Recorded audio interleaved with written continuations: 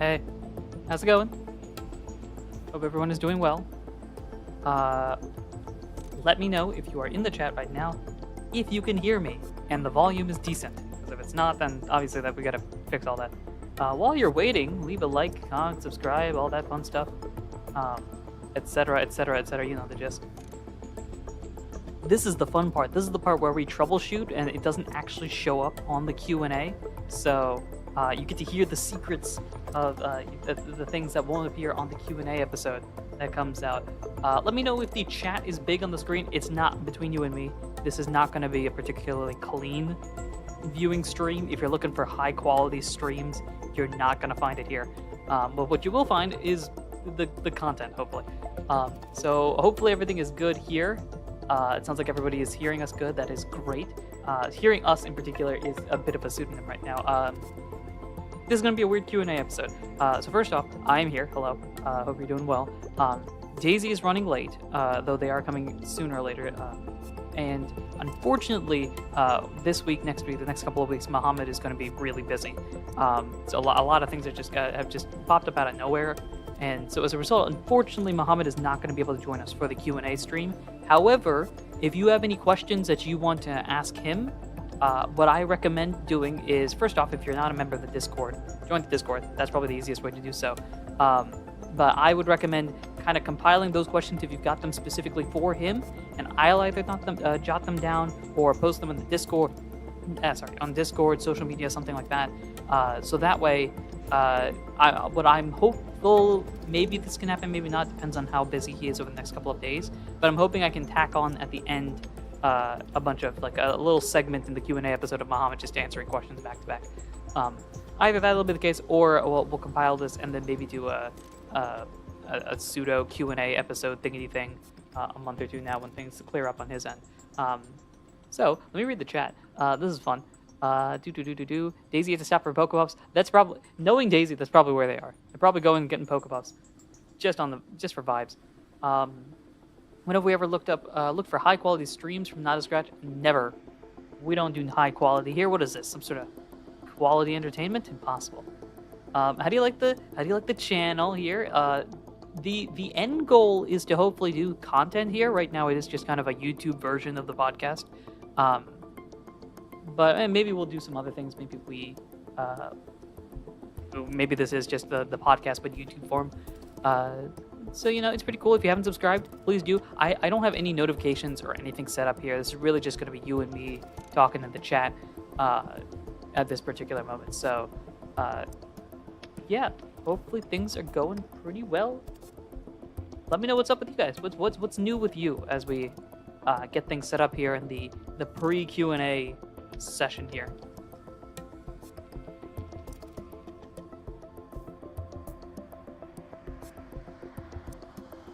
I was surprised this Q&A was going to be on YouTube instead of Twitch. Yes, since we have the YouTube channel, we might as well use the YouTube channel, is my logic behind this. From a quote-unquote business standpoint, it'd be nice to funnel people towards the YouTube channel in case this turns into anything beyond just podcast. So we've got it here. There is the ever so slight potential that we have a Not a Scratch Twitch page. However, that would require us to have, in my opinion, relatively consistent content appearing there, and we stream once a year, if that. So that's fun. Quick before Daisy gets here, what's in the bottle? I kind of told you what's in the bottle, didn't I? By the way, until Daisy, at the very least, if you are still listening to the show, by the way, I am not going to spoil anything. I'm not going to say anything at all about what's in the show, what's happening, what's going on. Daisy's popping on right now, so apologies. I'm going to mute myself real quick. So, BRB.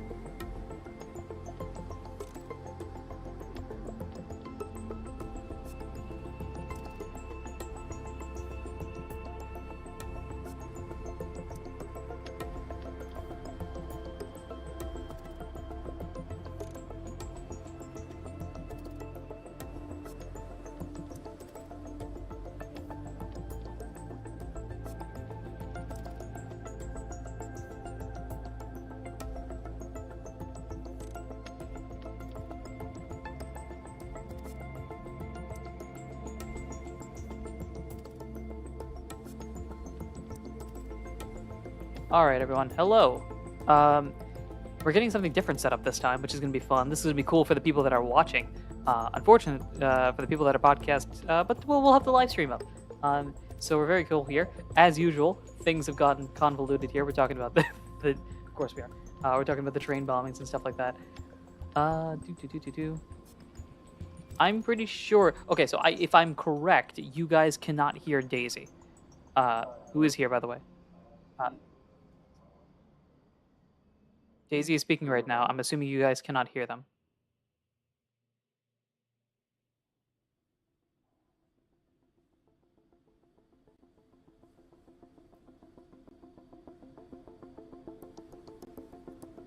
Okay, thank you for the confirmation. Everyone in the chat's like, quick, before Daisy gets here, what's in the bottle? Yeah. Let's see. Why the train? If you don't know what's in the bottle, go check out the 18th Pokemon movie. That is correct. Kind of, I think. Is it the 18th one? Nevertheless. I believe train bombing and who was the magician thief are some of the only remaining unanswerable questions. I would argue... Oh, okay, we'll get to that. This sounds too much like the Q&A.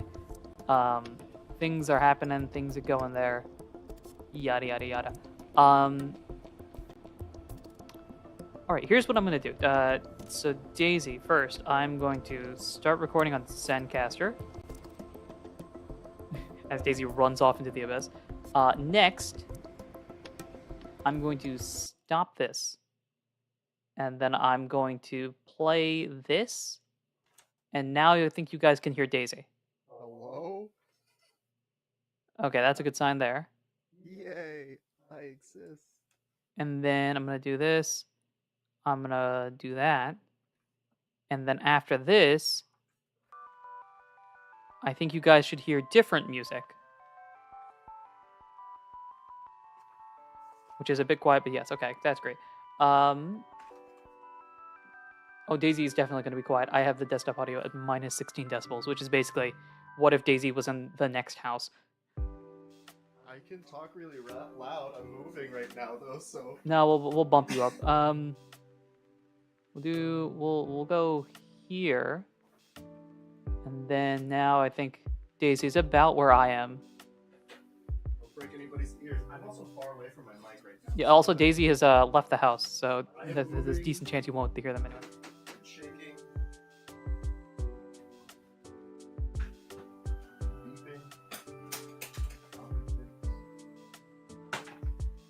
All right, everything sounds good on that end.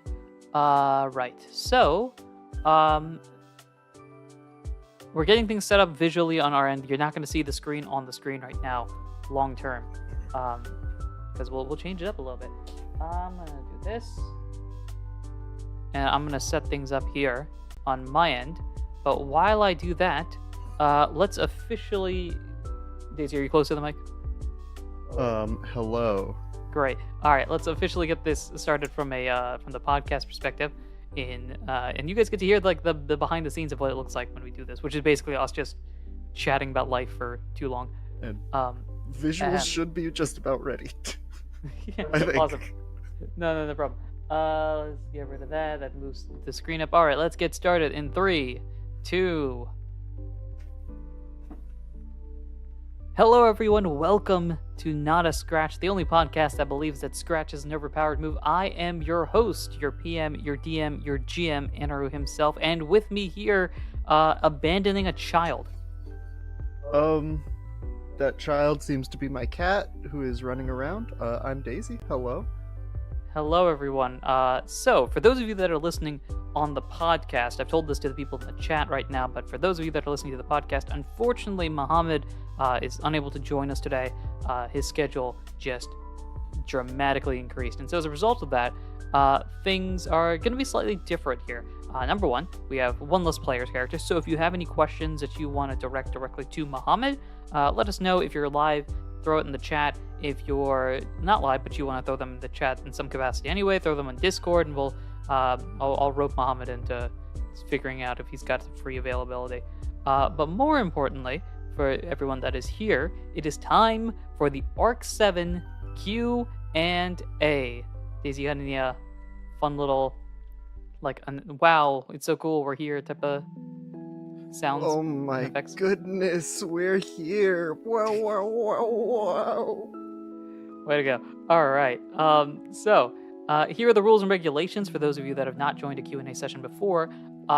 First things first, anything is under the radar here. Anything is allowed. That means any question about anything that has occurred in the show, meaning official spoiler warning here. From this point forward, we will be discussing things that occurred as late as the Arc 7 finale. And so, if you don't want to hear that, don't hear this. Right? Yeah, that's about it. Right, Daisy? Oh yeah, definitely. Yeah, definitely don't hear this. We're going to talk about everything under the sun. This usually starts off as some good questions and then devolves into non-podcast related questions. We'll pick and choose when which ones we answer, which ones we can't. I will not spoil anything that happens in Arc 8 going forward, and I will not be revealing anything about the train bombing unless you ask the right questions. Without further ado, let us hop back here. Let's begin with this. Sounds like we're good here. So I'm gonna switch over to Discord. That's right. Here's a screen with a canvas on it, because we're having different visuals here. Ooh, and in fact, they're so different. I'm gonna shift this over here, and this is gonna look really weird. We'll do that. Sure, why not? Hello. Yeah, by the way, if you're watching this live, leave a like, comment, subscribe, etc. All that YouTube-y stuff. We're on YouTube here for the first time, which is fun because this does mean that we get to do visual stuff like this. Yes. This is where Daisy, you take over while I click some buttons here.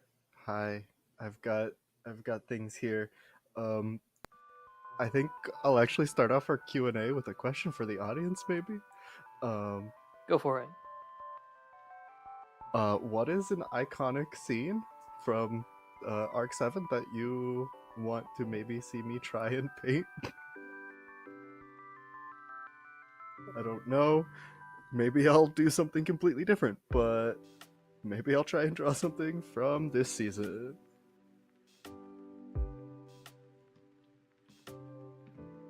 There we go here. I don't know if that changed anything. It might not be good, but we will, Haha, there we go. work as we go. Cool. So anybody, so Daisy's gonna be painting? Yeah. Yes? Question mark. Is gonna be arting. Sketch, trace, painting, in whatever form that I do.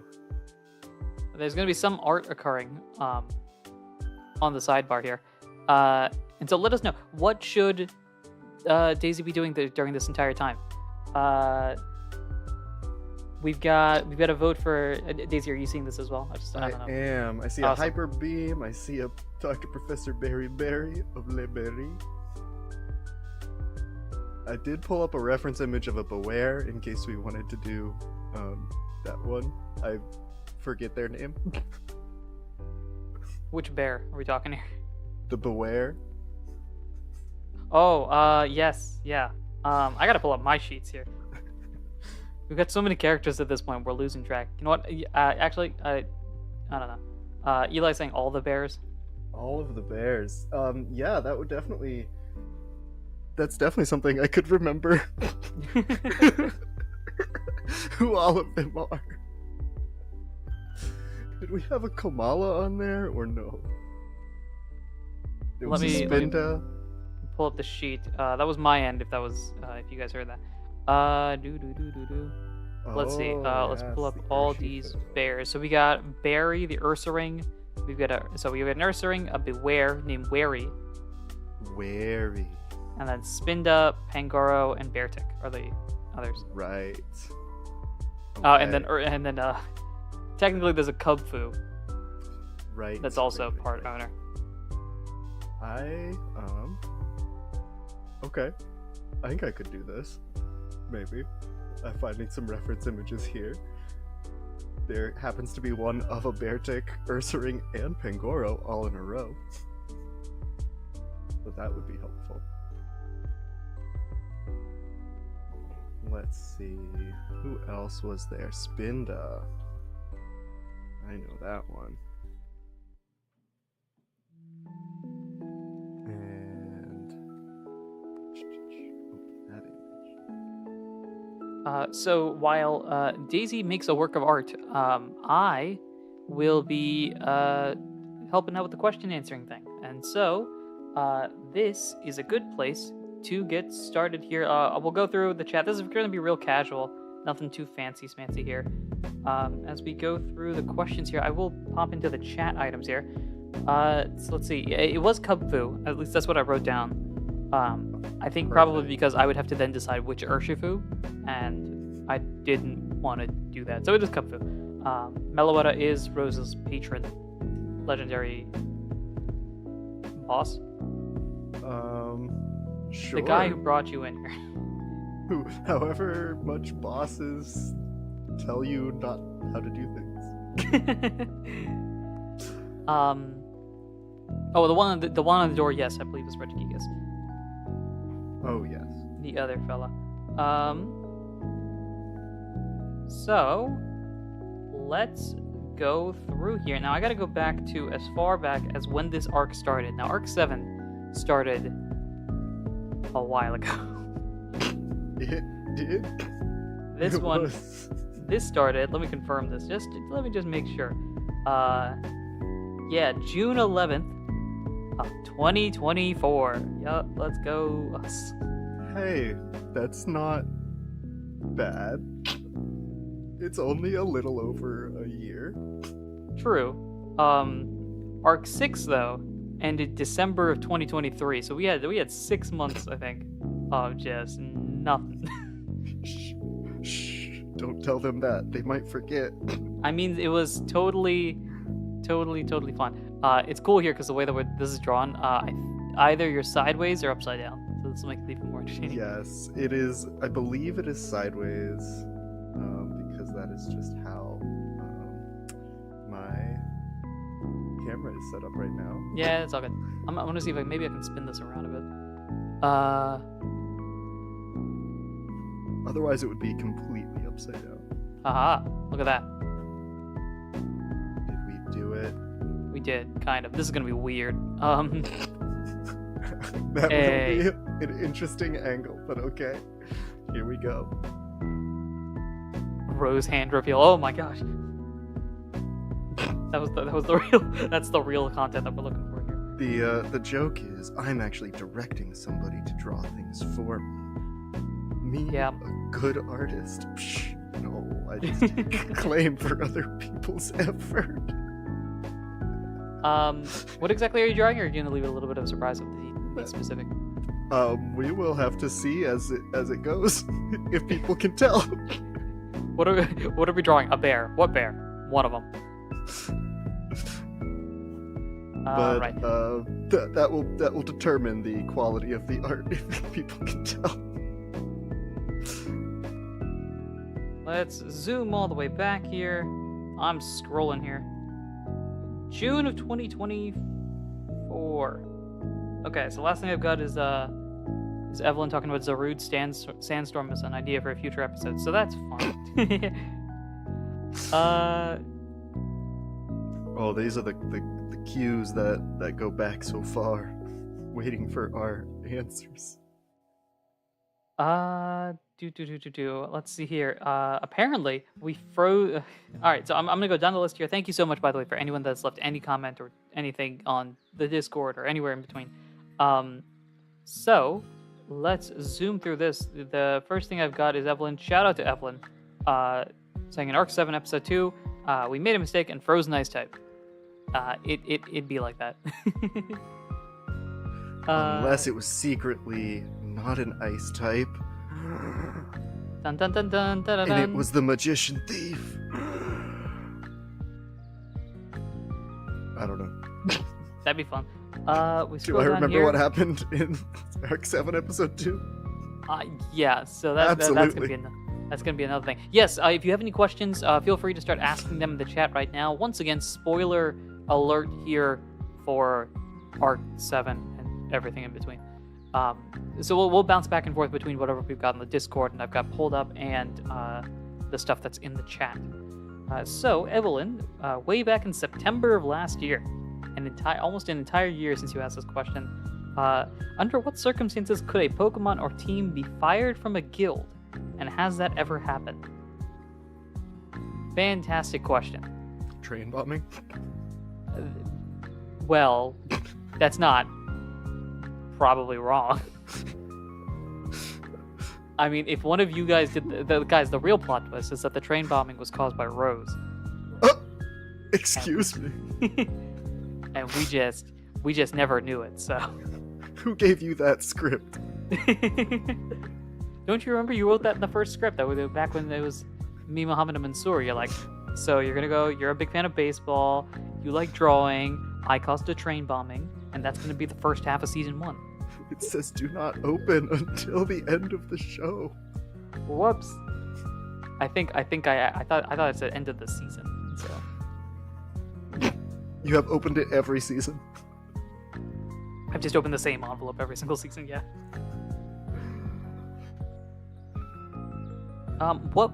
Okay, so technically the normal ones, you do a bad thing, you get caught for doing the bad thing, etc., that sort of stuff.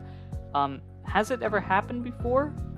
I don't know if there's one that's officially established, but I could picture I could certainly picture somebody from the oh gosh, I'm losing track of guild names here. This is what happens when you don't record after a couple of weeks. You just forget your own story. Which guild are we talking here? The one that the Noivern runs. The Battle Hammers? Is that Battle Hammers? Yeah, the Battle Hammers, right? Because that's the one with everybody with the code names and. Yeah, that was season 5. Yes, I could picture somebody from the Battle Hammers having been fired just because they've got so many code names. I think Kyle is like A, B, or something like that. And we went through the alphabet and we're restarting from the beginning. Didn't someone get like controlled as well by? Right, yeah, that was a whole plot point thing. They said it was not his fault, and so he hasn't been fired. Okay.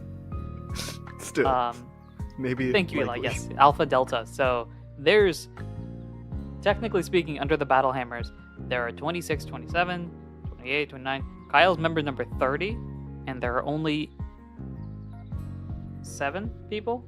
1, 2, 3, 4, 5, 6, and then Kyle would have been the 7th. Yeah. So unless everyone's been bouncing around guilds, which is not normally a thing that I've established here, some of those people retired. Some of those people probably got cut. Like, you can't handle it. So maybe one of them got fired. That'd be a fun little story there. Of somebody that turns bad. We'd have to go back. Pause the actual mission. Yep. Unless it was Kyle. All along. Kyle's been the bad guy. Let's see here. What else do we have here?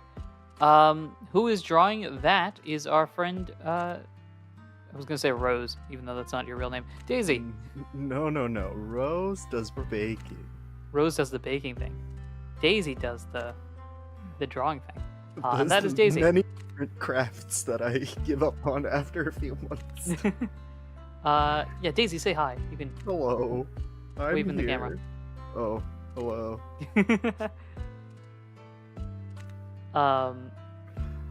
But yeah, so Daisy's just drawing here. I have Discord, if you can see here, I've got Discord upside down just because it looks better on the screen.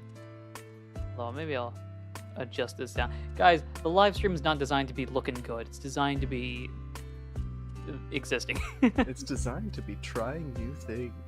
Yes. And I'll tell you right now, Daisy's drawing is already better than the actual live stream going on here. No. We have a Oh. lot of things to talk about. Yes, absolutely.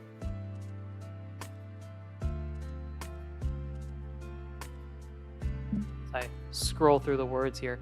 Hello, Evelyn. Welcome. Do. Actually, Muhammad plays Arceus and Daisy's Giratina. That's how they control Pokemon. Thoughts, Daisy? Yeah. That's it. You have confirmed everything. It is over. It's really whatever the opposite of the blank mansion. That's the one that's a stack attack. That's how I knew. I will not give up on this theory.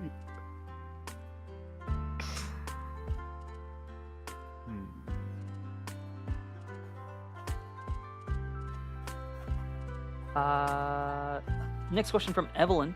Let's go down here. How did the Industrial Revolution unfold in the Not a Scratch world? Very swiftly, without any casualties.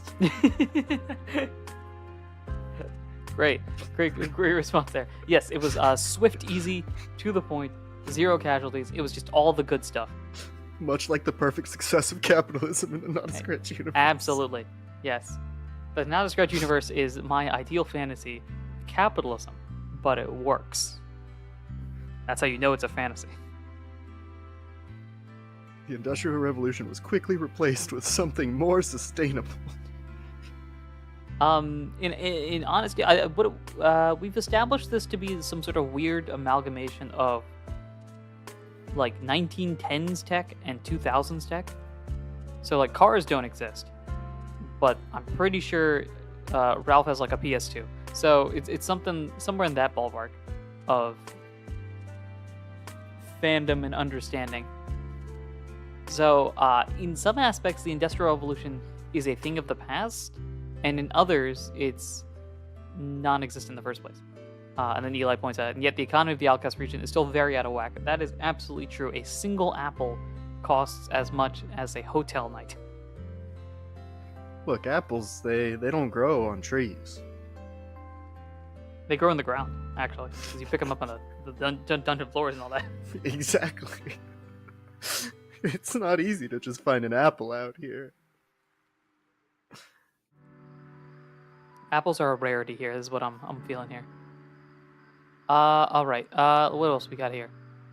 Q&A, is Taylor Swift existent in the Outcast region? No. Hard no, okay.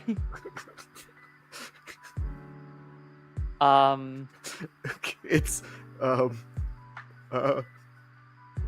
Okay, so Taylor Swift as the human Taylor Swift does not exist in this universe. However, there's bound to be somebody else. It's an Excadrill. Please tell me, and now I'm curious if Taylor Swift has ever mentioned any sort of fandom of Pokemon. We can make that now.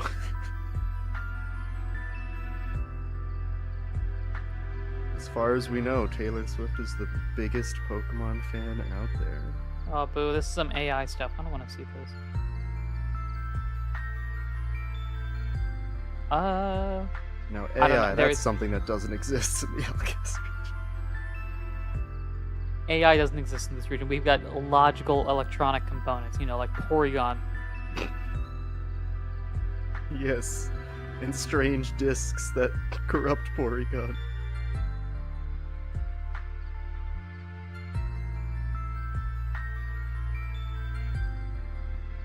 Well, I guess on that note, have we actually... Does Porygon exist? I feel like we've talked about that before.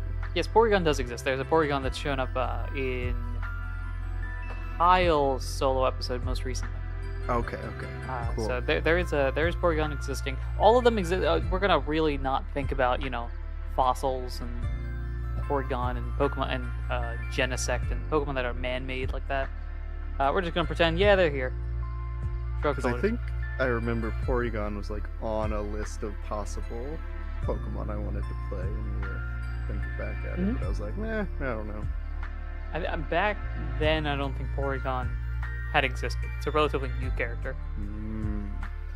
We have brought Porygon into the world. Yes, we have. Let's see what else we got here. Taylor Shiftery is fun. I like that as a name pun, though I don't know if Shiftery necessarily fits Taylor's vibe. I'm not a Swiftie. I'm just Swift, the move. Haha. So, as a Swift adjacent individual, I don't know if Shiftery fits. I do know there's a lot of people that are talking about this, which is very fun. Taylor Swift in this region, or Taylor in Swift in Pokemon in general, not in this region. Okay, I mean, I guess that makes more sense. Yeah, that's not a scratch population. Like fandom is, a small portion, and yet, what if Not a Scratch had Taylor Swift is 10 times that size? We're not fans of the show. We just want to know if we can fit her in here. Taylor must be everywhere. Shout out to Taylor Swift. Well, Shout out to music. How's that? there you go. Let's see. Does the dubious disc exist in the Alcast region? Sure, why not? Technically speaking, I think all of the evolution items, all of the evolution items exist in the universe in some capacity, or if not directly that item, then the mystery dungeonified version of it. There's a few of them that I think change. I think like oh gosh. I think I remember like Espeon and Umbreon in the first games not evolving due to daytime, nighttime, but evolving due to like a sunstone, moonstone thing. So maybe it's modified like that, but there's something like that exists.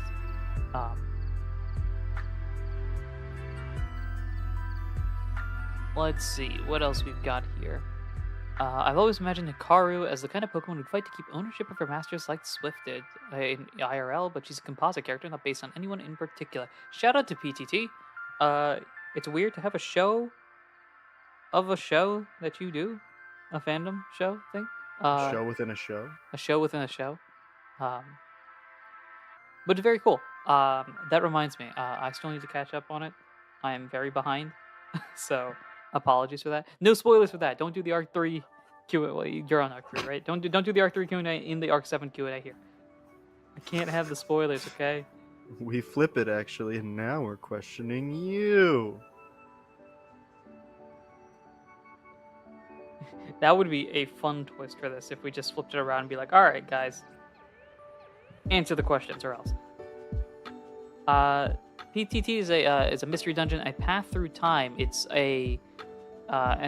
and Evelyn is in the chat. They are one of the members that are on that show. Eli's also in the show. There's a few people in the show that are in the chat right now, so correct me if I'm wrong here. But it is a show that is based off of our show, the Not a Scratch show. It is set 20 years in the past, if I'm not mistaken. So it's set prior to any of the shenanigans that occur here. In what is technically an alternate timeline, because not everything that happens in that universe happens in this one, because some of the things that happen in that universe obviously can potentially conflict with what I've got set up lore-wise. But generally speaking, consider it like alternate timeline version of what happened in this show, but in the past. And so shenanigans ensue. They are in halfway through Arc 3-ish. A little less than halfway through, depending on how long your seasons are. It's a fun show. I'm somewhere in the middle of Arc 2, if I'm being honest, but it's very, very fun. I enjoy it. It's fun to listen to shows like this. And there have been instances recently where I've listened to the show and been like, haha, that's a fun theory. It's wrong, but it's a fun theory. just in my head, that sounds wrong. But I'm just like, oh, that's a great idea. That's so cool. It's not happening in my universe, but... Until I steal it and make it my own idea.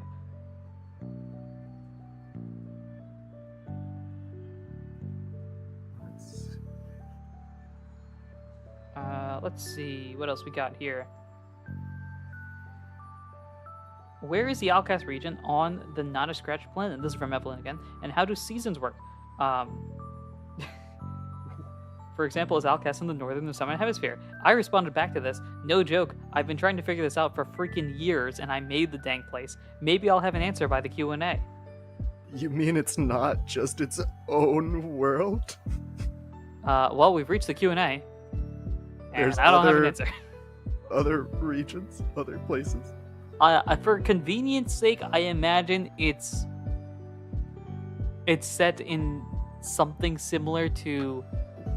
My philosophy is, what if you took North and South America and just smushed it? So you still have, like because the thing with the region is that there's icy stuff in the north.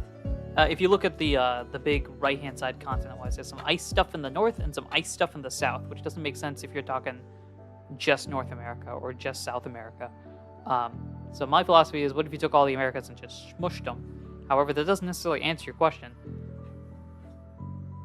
But there's Pokemon involved. They could be responsible.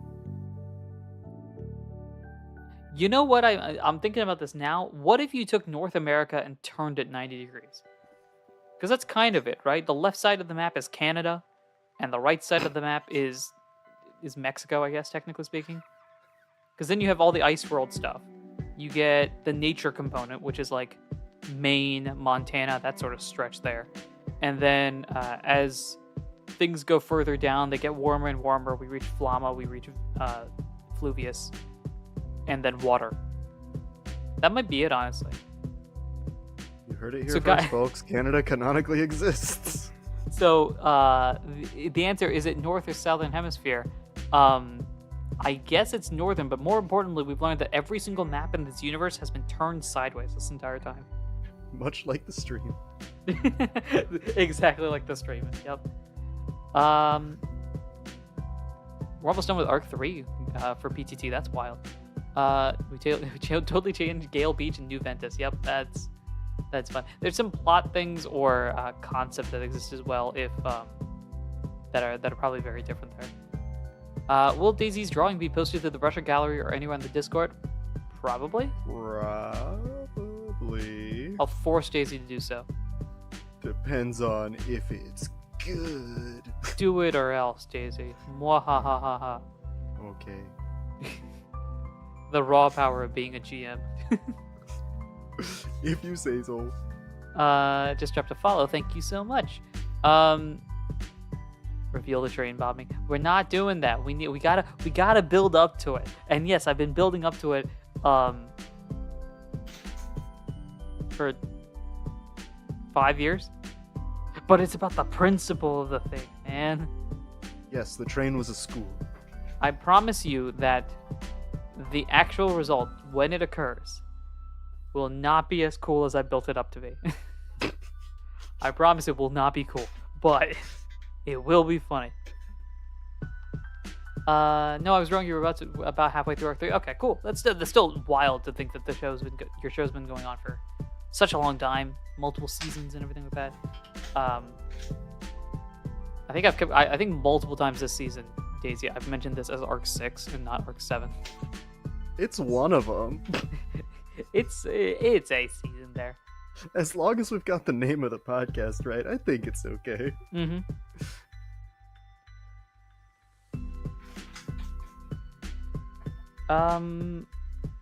Okay, so this is a question that was directed towards Muhammad, so I will carry this over from Mochi in the Discord.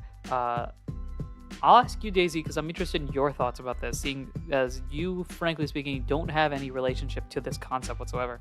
So the question, well, you'll see what I mean. Muhammad, do you think that by the end of the story, Kyle will evolve? If so, would he stay a Grovyle or a Sceptile?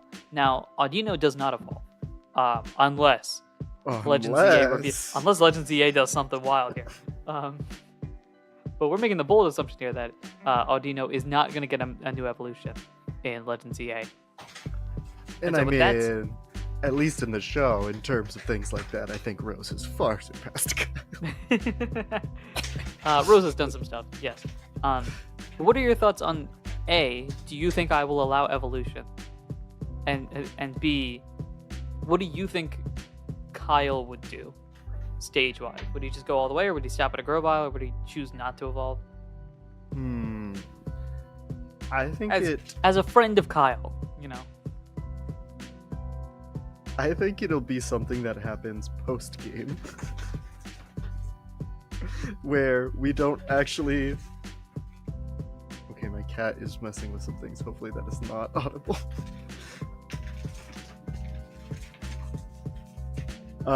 I think it'll happen post-game, if anything. And it'll be like a post-credit reveal. Oh, we do like an where- epilogue thing. And Yeah, Kyle's now. yeah. No roles involved, just no roles, just right. We flash forward 10 years. Kyle's a grizzled veteran of 20. And I think Kyle would choose to stay as a Trico. I think he just wants to know. I don't want to evolve. I just want to know I can if I want to. Now, do I think Muhammad will want to evolve? Yes, absolutely, yes. And do I think that will happen during the show? Yes, absolutely, yes. But Kyle, story-wise, nah. Mm-hmm.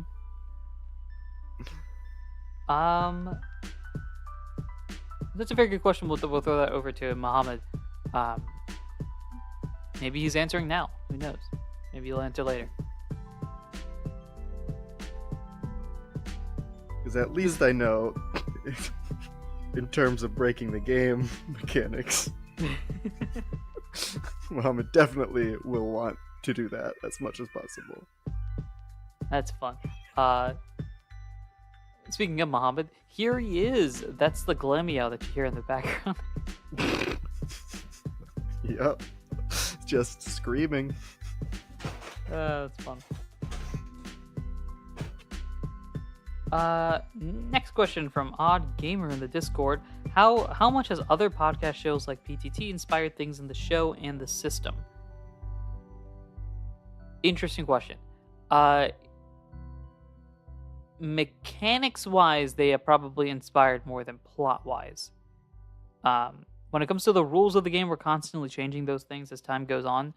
And there have been instances where PTT, I think earlier in the GM's office actually, we're talking about moves and other things like that, like intricate details that aren't very interesting in terms of role-playing. But other shows have inspired that. I've mentioned this in the past, that there were 3 shows in particular that inspired me to really start making the podcast as a whole. And those were Critical Ditto, The Roaring Trainers, and Quest Company Jr. All 3 of which... Critical Ditto has finished their story. The Roaring Trainers has gone through 2 different stories and are on their 3rd one right now, or finished the 3rd one. I'm not exactly sure where they are. And then Quest Company Jr. has been going through the same story for longer than we've been going through it, although they are sort of on a hiatus right now, at least uploads-wise.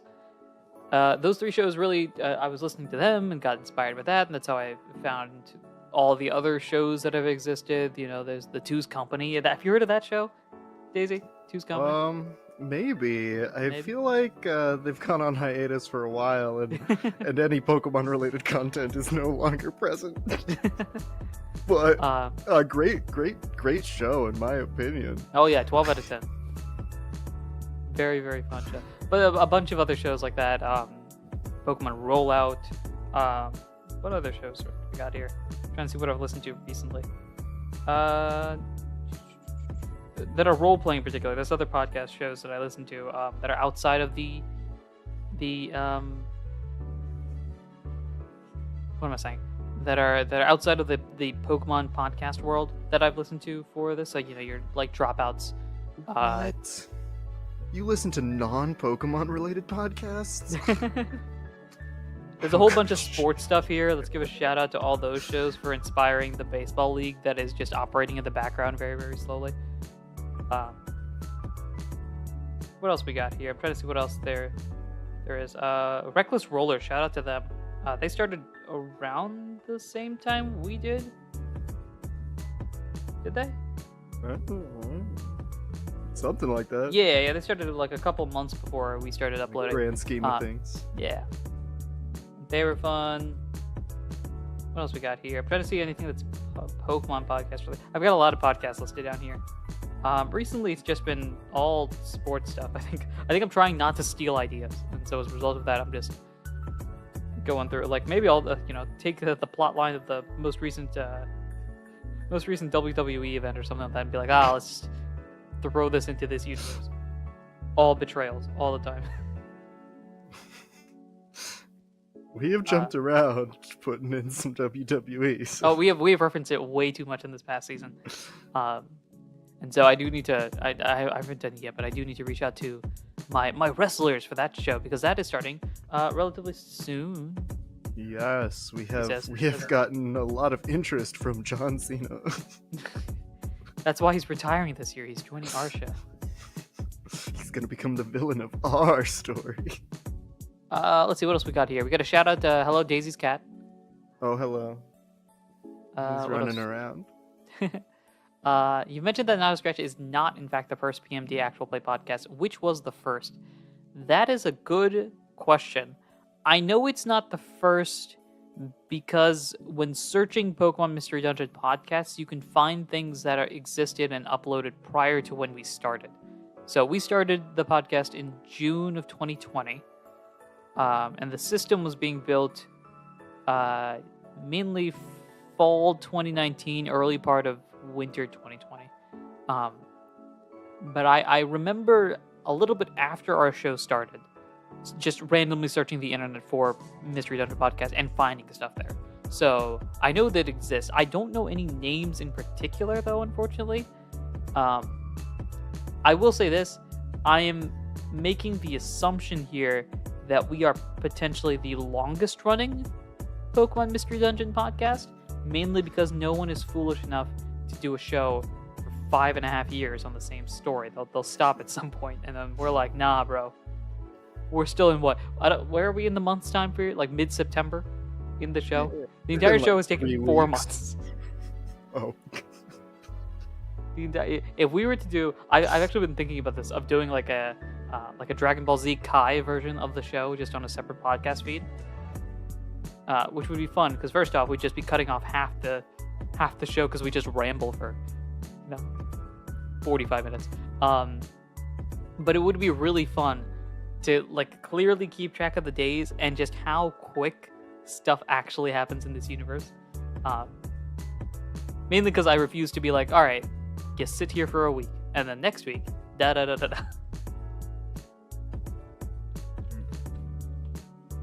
Yeah, remember way back in the beginning where there was a whole plot line, like you have a calendar year to find the stuff, and then you found a bunch of stuff, and it hasn't been a calendar year. Remember back in the beginning when there was a whole plot line? Yeah, remember back in the beginning where there was a plot line, and a story, and stuff? No, it was always supposed to just be rambling.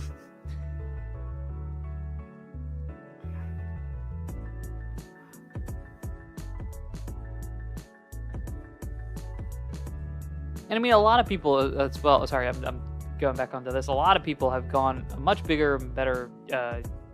YouTubers and content creators have made Pokemon Mystery Dungeon content, and that, like, shows that are set in that specific things. So, it's hard to say. I'm not 100% sure who the start is, but shout out to them all the same because they started and we've hopefully picked up the baton and done decently. Yes, but none as great as this show. Nothing as great as this show. This is the premiere show. And now let's talk about Sonic for 45 minutes. Okay.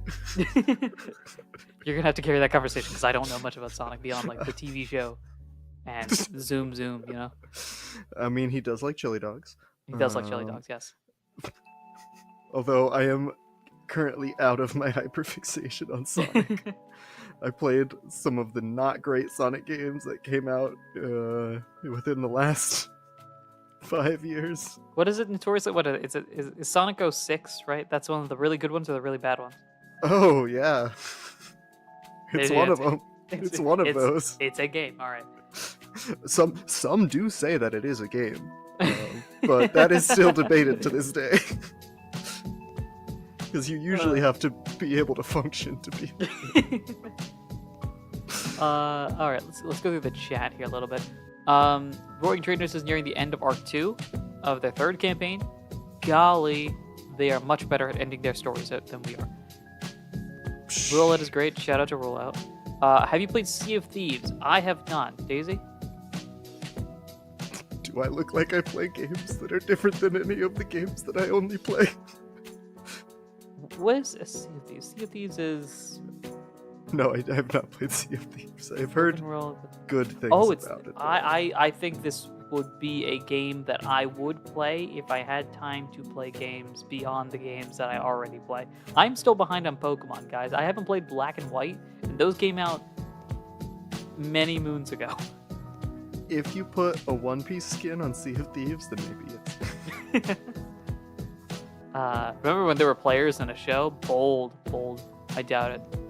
No, I don't never. remember those days. Possible. What plotline? Not a scratch? I don't believe it. Neither do I. There's I write not all a the scratch of plotline. There's not a single scratch of plotline. Let's see here. There's some Twitch campaigns inspired by it.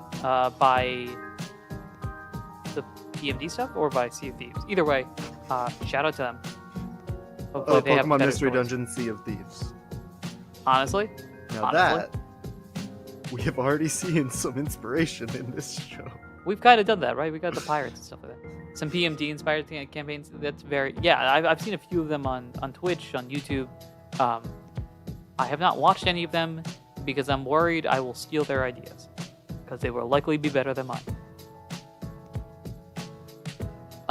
Draw Sonic as Kyle, or Kyle as Sonic, I guess. Okay, time to go get a new campaign. Yeah, just erase all this.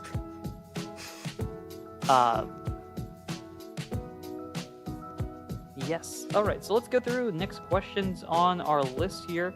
From Evelyn, what are all the state capitals?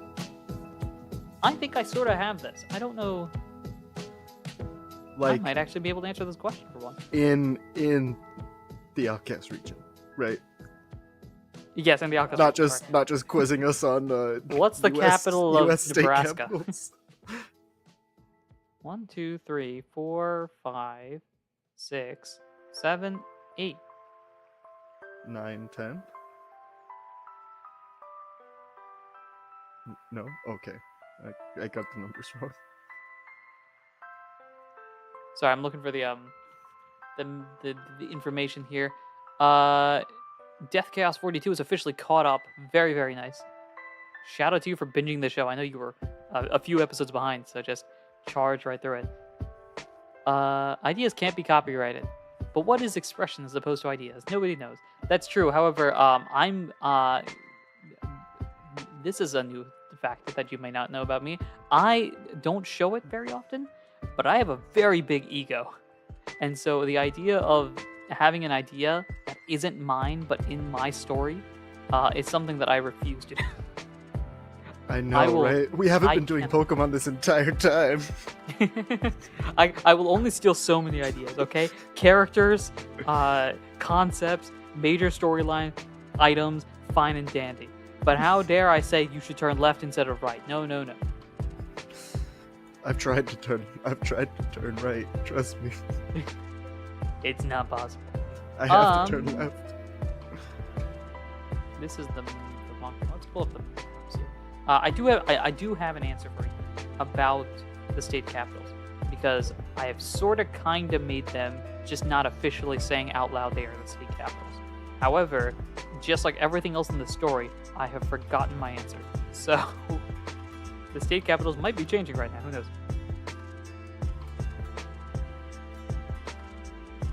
All right, let's see here. Okay, while I go through all this, Q&A, have you watched Avatar yet? I think this is directed towards me. And the answer is no. However, there is a reason for this. The longer I stay not watching Avatar, the more I want Daisy to run a D&D camp, or like the Avatar campaign with me and Muhammad, where I don't know anything about the story. We can. We just gotta say the word. That is something that very much appeals to me. And so maybe that happened. Maybe it doesn't. We will run a campaign that is just the show, but you won't know it. It'll be completely my my ideas. So you're an airbender. Yes. That mean I know that much. That means I control the air. You do control the air. But there are no other people who control the air yet. There's only you. Well, that's great. Let's see. Going back to the state capitals thing, I do have some of them, and then some of them are unnamed because for whatever reason we haven't walked in that direction. So, the states that do have a capital, Lux has New Shimmer City as the capital. Nature has Thunder Tree City as the capital. Petrum has Sandlot City as the capital. Flama has Valkenburg. And Fluvius has Seaglass City. Aves is Snowdrift, and I think that's it. So I don't think Ventus and Tenebris have a capital as of yet. Which, by story-wise, kind of makes sense. Ventus, the players, which was... Yeah, the players at that time would have been late half Mansoor and Muhammad, and then just Muhammad by himself. Never really went to Ventus for the purpose of exploring Ventus. They kind of popped in for a cup of coffee and then left. And then Tenebris, spoiler alert happening right now, is kind of going to be explored in this upcoming season. So that, maybe they'll find out there. But those are your capitals. I've already forgotten which ones are which. And... hopefully you wrote it down. Thanks. I hope somebody wrote it down. That's basically my thing here. All right. What else do we have here? So a sub part of that. What's the most underrated piece of Alcast lore? So for this. Daisy. Yes. Make up anything that doesn't fundamentally break the story. Let's see. I was gonna say the bears would probably be underrated, but we've talked about that for probably more than the runtime of the show now. So I think there is an episode that is basically dedicated to the bears. Possible. So I'm gonna say they're probably not overrated, but they certainly cannot be called underrated at this point. Let's see. The most underrated piece of lore is that there was a giant tree somewhere in the region, and it used to be a giant tree on the back of a Torterra that used to be considered a legendary Pokemon. But something happened, and now it's just a tree, and Torterra is a regular old Pokemon. Dun dun dun! Now you guys think, oh, haha, funny joke, that's cool lore that we'll never reference again, but what if I just made that? What if I just did that? And I'll be honest, about halfway through that, I remembered that underrated does not just mean boring. Eli brings up a good point that having you come up with a new piece of lore is cheating with this question. That is probably correct. Okay, so on underrated piece of lore. Bella Joaquin in the chat actually brings up a good point just about the dancer themselves being criminally underused. I agree. I think I need to find a way to bring them back in the story because they probably have, in my opinion, the coolest story that we will probably never touch. Just because they are established in this universe as the only level 100 Pokemon. They have gone through this rigorous training, and yeah, haha, we're funny joke dancer. But they are my favorite.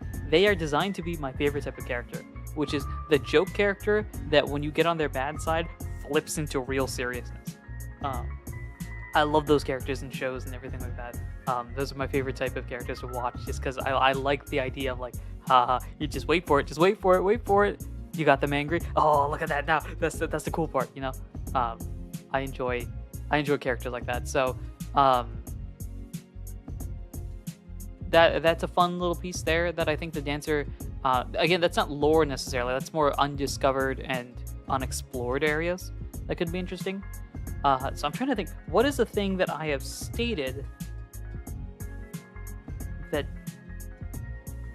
and is not taken as seriously? And this is kind of a stretch of the question, but like take it is not taken as important as it actually is. That Togepi that was fighting with the dancer. Again, that sounds like a really cool story, but not necessarily lore. They had history. They certainly had history. That much I agree with.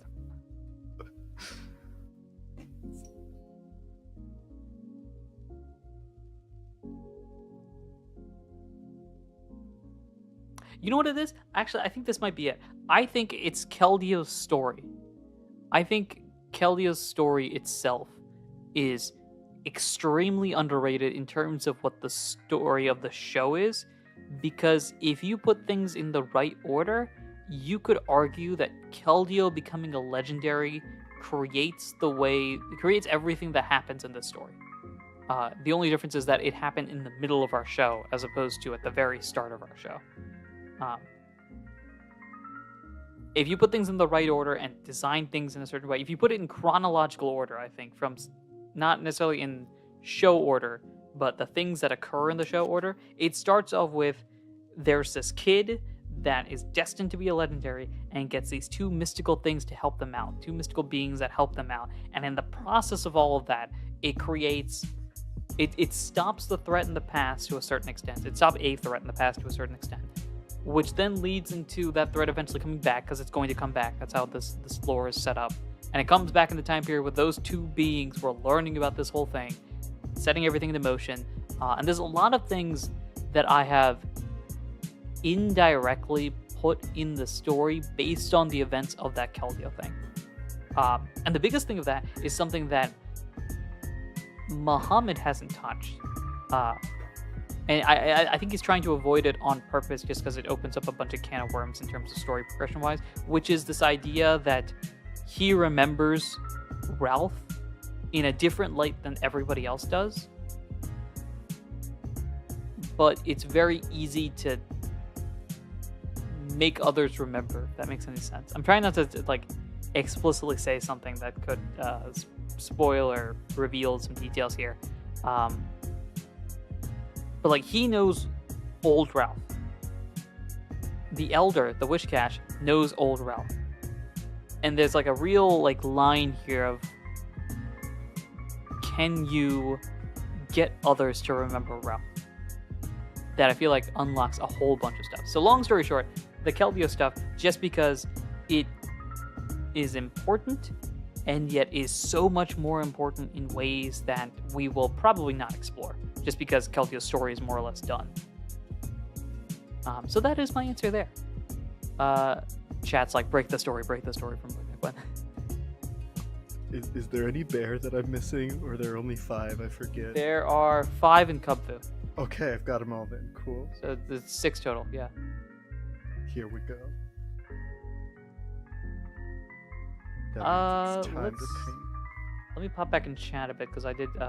Daisy should draw the perfect grilled cheese. Oh boy. Impossible. You haven't been here. It can no, you were there for be last time, yeah. Created and consumed. Let's see. Q&A. Will you let Kyle evolve? I mean, the pieces are there. I have established the concept of evolution as being a thing that people are studying, so, you know, maybe. Honestly, between you and me, I think it's partly A, whether or not I want to, and B, whether we will ever come back to that point. Because this is a lot. There's quite a number of plot points that are out there that are just floating out there to a certain extent. So this is why it's gonna be a post-game thing, because we'll forget about it until we're done, and then have to go, oh wait, we gotta go back. Yeah, probably. Let's see here. What else we got? Dancer criminally underused. Yes, I agree with that. Shout out, break the story, break the story, break the story.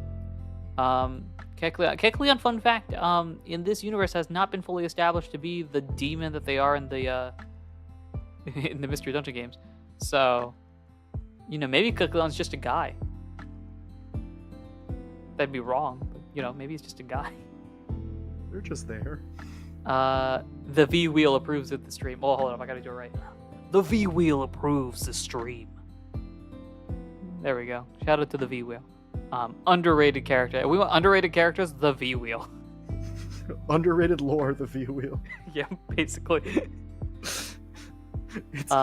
It's actually a different world's Victini trapped. It's just a second Victini. That's wild. It's the old timeline's Victini. I feel like somebody should do a K-pop Demon Hunters inspired AP. Now, I don't follow K-pop too much. I do know about this. I'm unfamiliar. I do know the songs are very popular, and I get it. Yeah, I can definitely I bop to the songs occasionally. If it hasn't existed yet, it will appear. I feel fairly confident about that. That is just the motto of actual play podcasts. Yeah, basically, if the IP has not created a TTRPG of it, don't worry, there's a fan that will. That's just itch.io. If it exists, there's a game of it.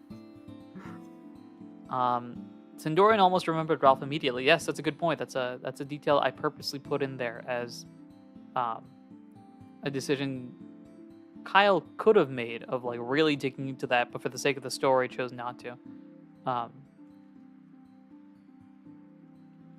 Eli's like, hey, yeah, Keldeo doesn't matter until he shows up for the final battle right in front of Ralph's house.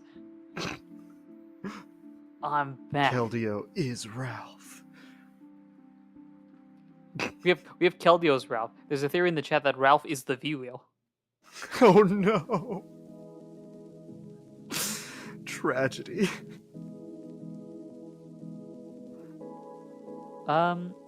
That's what happens when you make it wish for Marcus.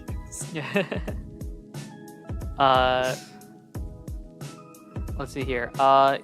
Isn't Noir and the Evolution Place both on the Ice Island? They are in different locations. So, the Noir house is on that Ice Island area way out there.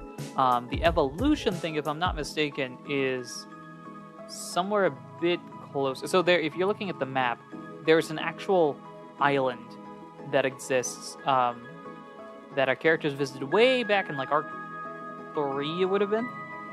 They visited it very briefly. They visited the tiny one, if I'm not mistaken, very briefly. And the big one is where the Noir house presumably is. The Evolution stuff is more on like the border area of Ventus Ave and Ice Chunk there. I believe that's where I put it. I put it somewhere in that section there. So, two different icy areas that those two locations are, which is making me realize there's a lot of ice in this universe. And there's about to be more. Yep. You know the fun part about it, actually, so fun fact about the map if you're looking at it. I believe the areas that are in white do not represent ice. They represent unclaimed land. So not this is set in like standard fantasy TTRPG universes where there are kingdoms and all that sort of stuff, and they have certain sections of land, and the white areas are lands that are not under any specific rule. However, I think when I first made this map, I think it just popped in my head, oh, that's Ice World. And then that stuck with me ever since. So in reality, none of this is technically supposed to be icy, but we've decided to just make it icy. Unless, if things are unclaimed, they slowly become claimed by the ice. The ice takes it over. Not the trees, not the forest, but the ice. Let's see, what else we got here? We've never seen Ralph and the V-Wheel in the same place. That is correct. The V-Wheel exists. Not true. I don't know if I physically had the V-Wheel when Ralph was there. I might have just referred to it. Oh, we're getting somewhere.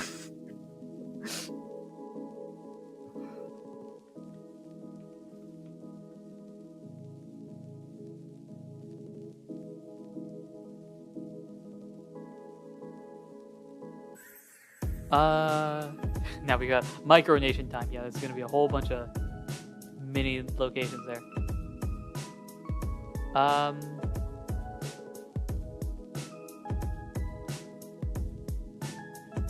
Let's see. Let me go into the Discord because I have kind of avoided that for a bit, and I keep having my phone switch off of the Discord items. So let's see here. Would you folks ever use Fakemon in Not a Scratch? Evelyn asks. I've got a whole bunch. Yeah, if you see any of Daisy's campaigns, there's a lot of Fakemon there.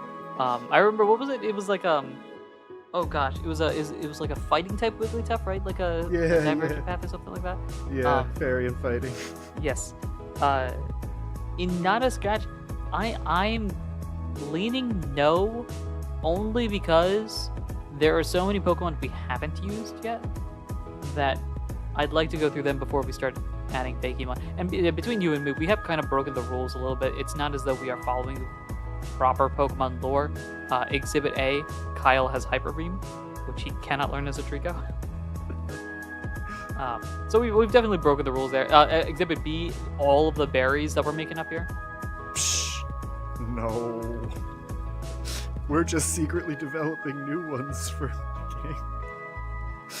We're secretly licensed.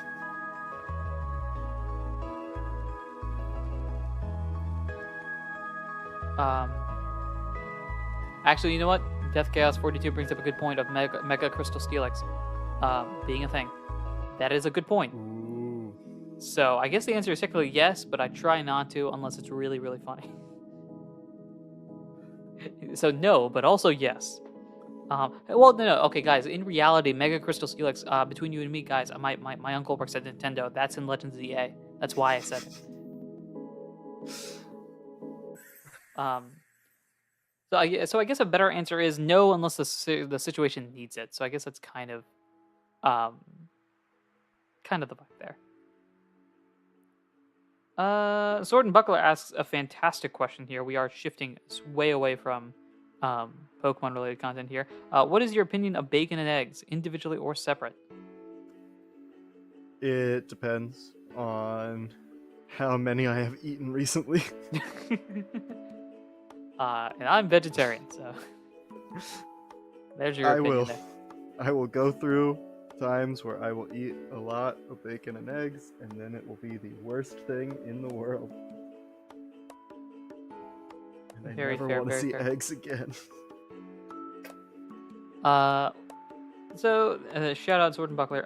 Fantastic question. It's not grilled cheese related, which I appreciate, as it's ironic, I think, that I play the role as anti-grilled cheese on the Q&A sessions, and yet I think that is the sandwich I go to if I'm trying to make something really quick, which is very fun.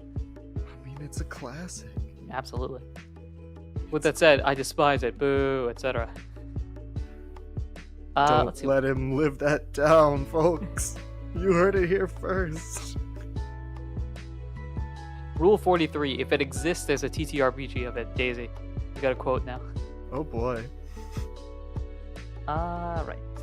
What else we got here? Let's pop through the chat a little bit. Yes, in Gen 8, sorry, not Gen 8, Gen 11, we will see a Cha-Cha-Cha berry.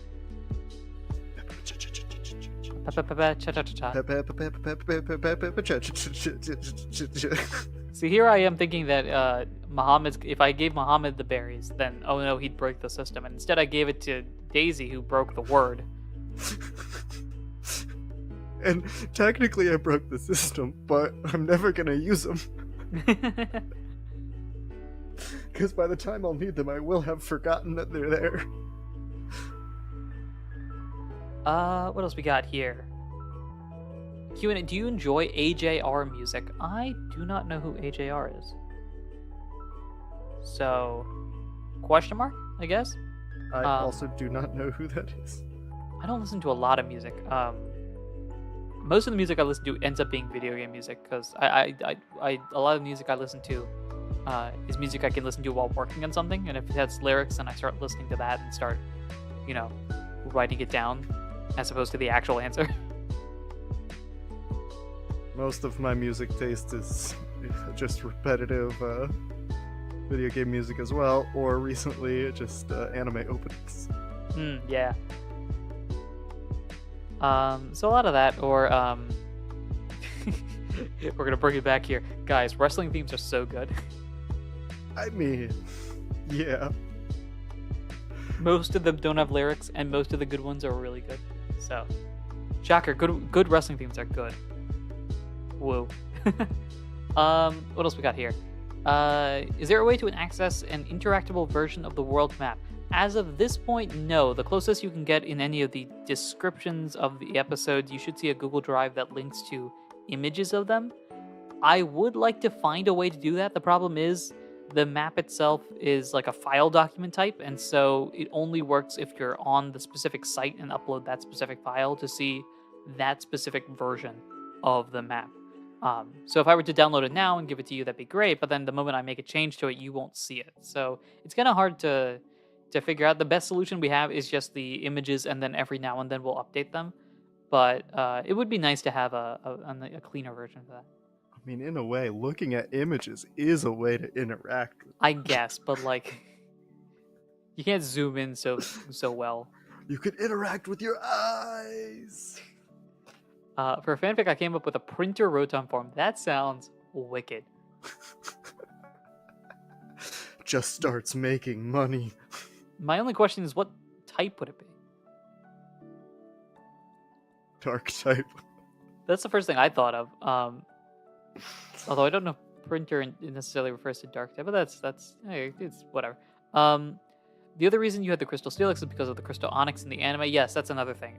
It's not a crystal orthworm or something like that because there's no direct connection there. I mean, there's the whole crystal thing in that game where you can make one look crystally. Shoot, terrestrialization kind of ruins it. Guys, it was just a mega terrestrialized Pokemon, okay? Had I played, I'd finished Violet by then, I think, right? Probably. All right, that's debatable.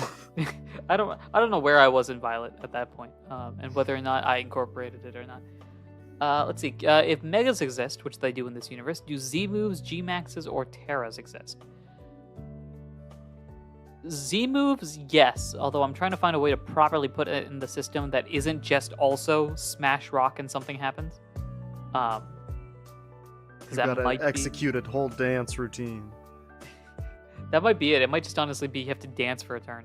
Performance roll. Daisy gets advantage, I guess. Although no, we've kind of established that Rose is not a good dancer, but both of her parents are, right? Yeah. Okay. Rose gets disadvantaged. I wish. G Max is probably less likely. For two reasons. One, of all the gimmicks, that is the gimmick I understand the least. And the second, it's kind of hard to figure out how to do that. The closest I can think of maybe is that if we do G Max the way that Rose has her thing set up. I mean, the whole thing with the Dynamax stuff as well is that it's just also like hyper like location specific. Right, yeah. So like that's really the only way that I think it would. It was just like, oh, we just happen to be in a location when we're fighting Rayquaza that we can Dynamax at. Mm-hmm. Right. Cough, cough. Help us out, please. Yeah, and then Terras is probably the one of these that I think I would least likely add in, just because it's something that every Pokemon could theoretically do, which would be a pain to keep track of. For systems like this, where I have everything inputted into some Excel sheet in some format, Megas are easy because it's a limited amount. Z moves are easy because they're either type specific or there's a limited amount. G maxes I don't really understand, so I just ignore it. And then Terras, every Pokemon can theoretically terrestrialize. And there's no... It doesn't really do much in our system, right? Because what terrestrialization does is that it simplifies your type and then makes moves of that type already more powerful. But we got a lot of...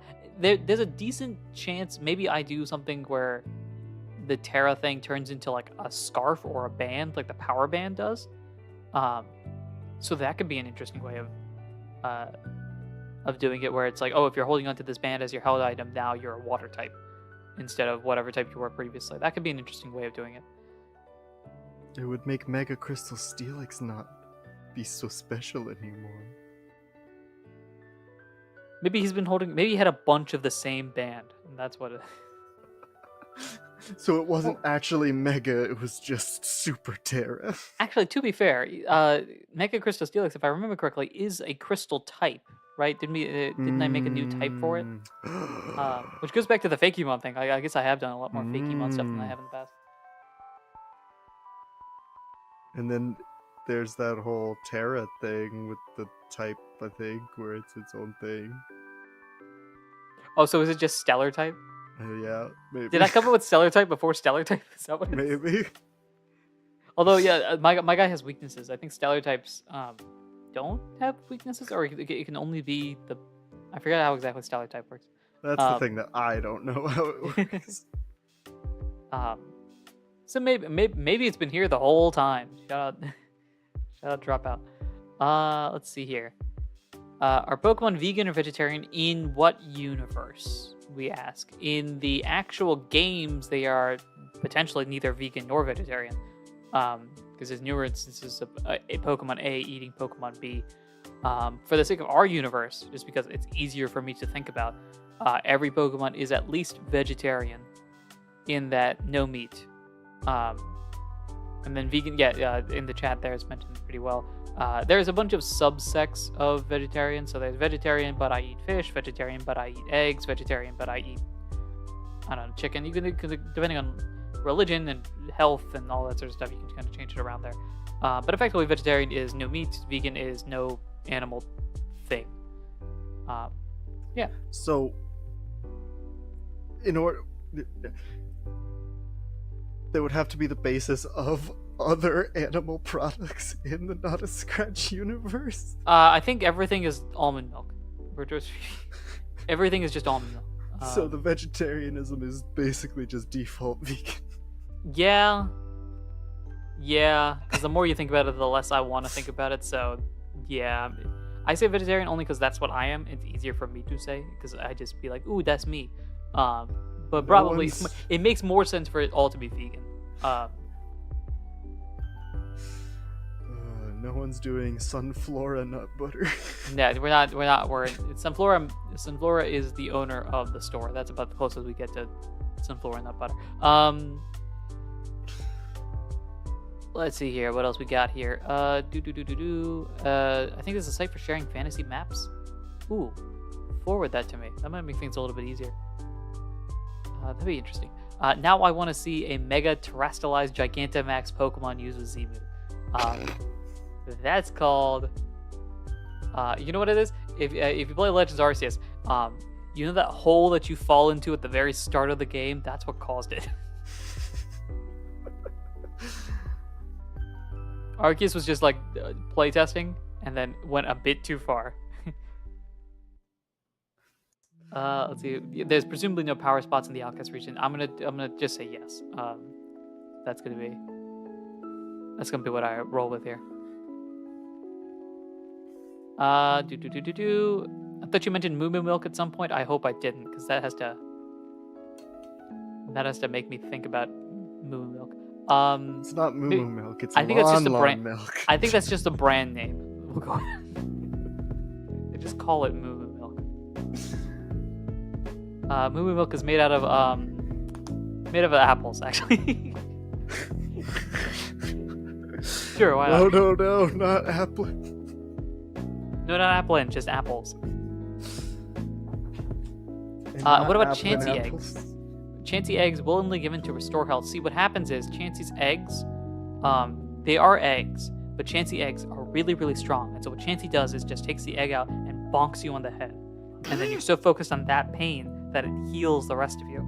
And then that pain goes away last. It's the big brain involved, man. I can just imagine that now. Chansey's just walking around chucking eggs at everybody and be like, heal yourself. I mean...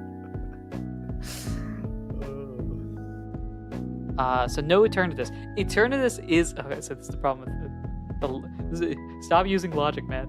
So Eternatus does exist and probably does their own thingity thing. However, the power spot is actually Eternatus's exclusive legendary gym. You have to be standing on top of Eternatus in order No, to and not like Pokemon Gym. Dynamax. I mean like literal gym. Like Eternatus calls it the power spot. Like that's their workout place where they got the weights and everything. And so, Welcome to the power spot where we can get ripped. I'm not gonna lie, that sounds pretty funny. I think Eternatus is its own power spot. How's that? Yo, you're gonna G-Max when you get here. Right. That's what I call gain maxing, because you're gonna max those gains. My theory is that the Moo Moo Milk Company's hired Milk Tank to make milk. In which universe? I'm assuming you're referring to ours, because in the other universe, I'm pretty sure that's not how it is. In our universe, sure, why not? Milk Tank is just really good at chemistry, and so can make the milk perfectly. That's how it is.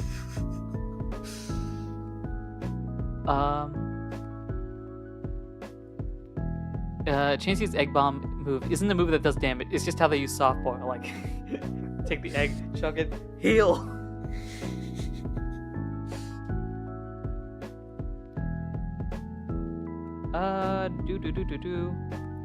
Let's see what else we got here. In the PTT one-shot I TM'd, I introduced a joke character, a Veluza that cuts up his own flesh to make sashimi. Dark. Cool. The dark. Alright, I'm gonna go pop back into the Discord here, because there are a lot of questions here. I just have not gone through most of them. Oh, Eli, come on. Well, okay, I guess this isn't quite. Sticking with the food thing, because I think that's one kind. We've reached that point of the Q&A. We have devolved into food content.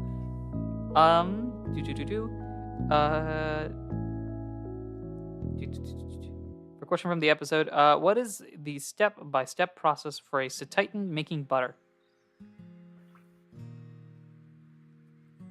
Huh? Did we introduce that at some point? I don't know, and I'm confused now. We did. We did. Can you remind me? Oh no, we did. I thought this was like a lore thing, but I guess that's not. Okay, so why didn't Titan make breakfast that one time, and then something about Titan butter was introduced, and then we went on a whole let's not think about it rabbit hole. Okay, I'm gonna take your word for it, because apparently I blocked this out. Understandably. Was this on the train, or was this prior to No, that? this was before train. It was after we fought AWD. Huh. On our way to the train. I have not written the summary episode yet. Maybe I should probably do so. I'm gonna say Titan's logic is one of two things. Either A, he's been to a bunch of restaurants and just keeps the butter, like the little packets that they have for the bread. So it's either that, or B, he makes his own butter, I guess. Sure.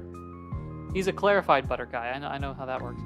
So he just buys them in advance and then stores it pretty well. There you go. Pretty sure what we came up with is I'd rather not know. There's your answer. It just happens. No more questions. No more butter-based questions. Yeah, you said Titan just has no butter, spins around, now there's butter in his hands. You know what? That's the answer. He's got butter powers. I'm so confused here. What's going on? All right. So speaking of being confused, I am confused by a couple of these questions. I think I understand the reference here, but Evelyn, if you are in the chat, let me know. The first question you've got is: in your expert opinion, has the Han Moon been sealed? I do not know what that's referring to. So let me know. I don't even know what that's referring to.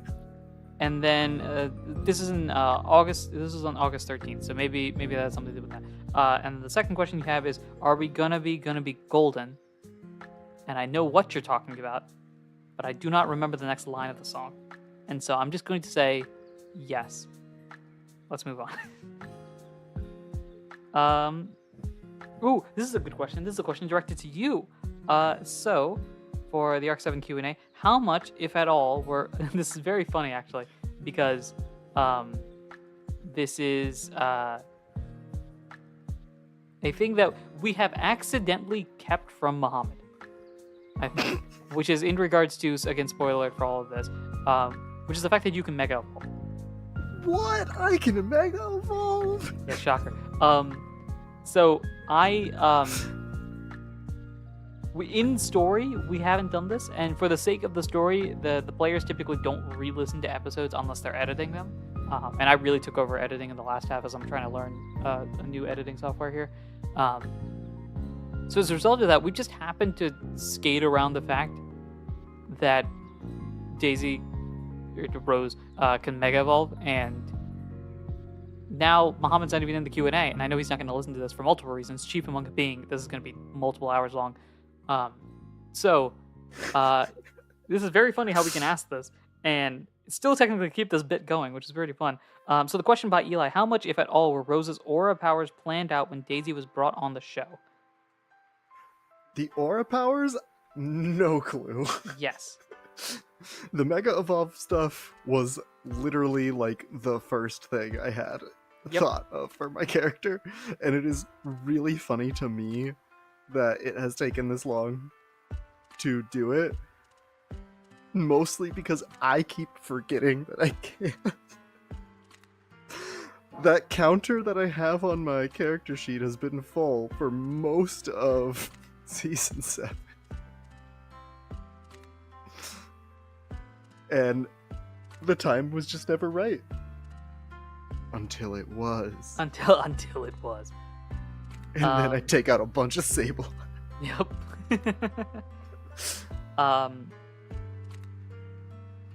But yes, so the Mega Evolution stuff was fully established. That was there from the very start. That was, as soon as it was determined, hey, it's an Audino, we throw this in there. I feel like the aura stuff really kind of was just like, one episode you were like, hey, I'm gonna do this thing. Let me know if you don't want to. Yes. And I was just like, oh, sure.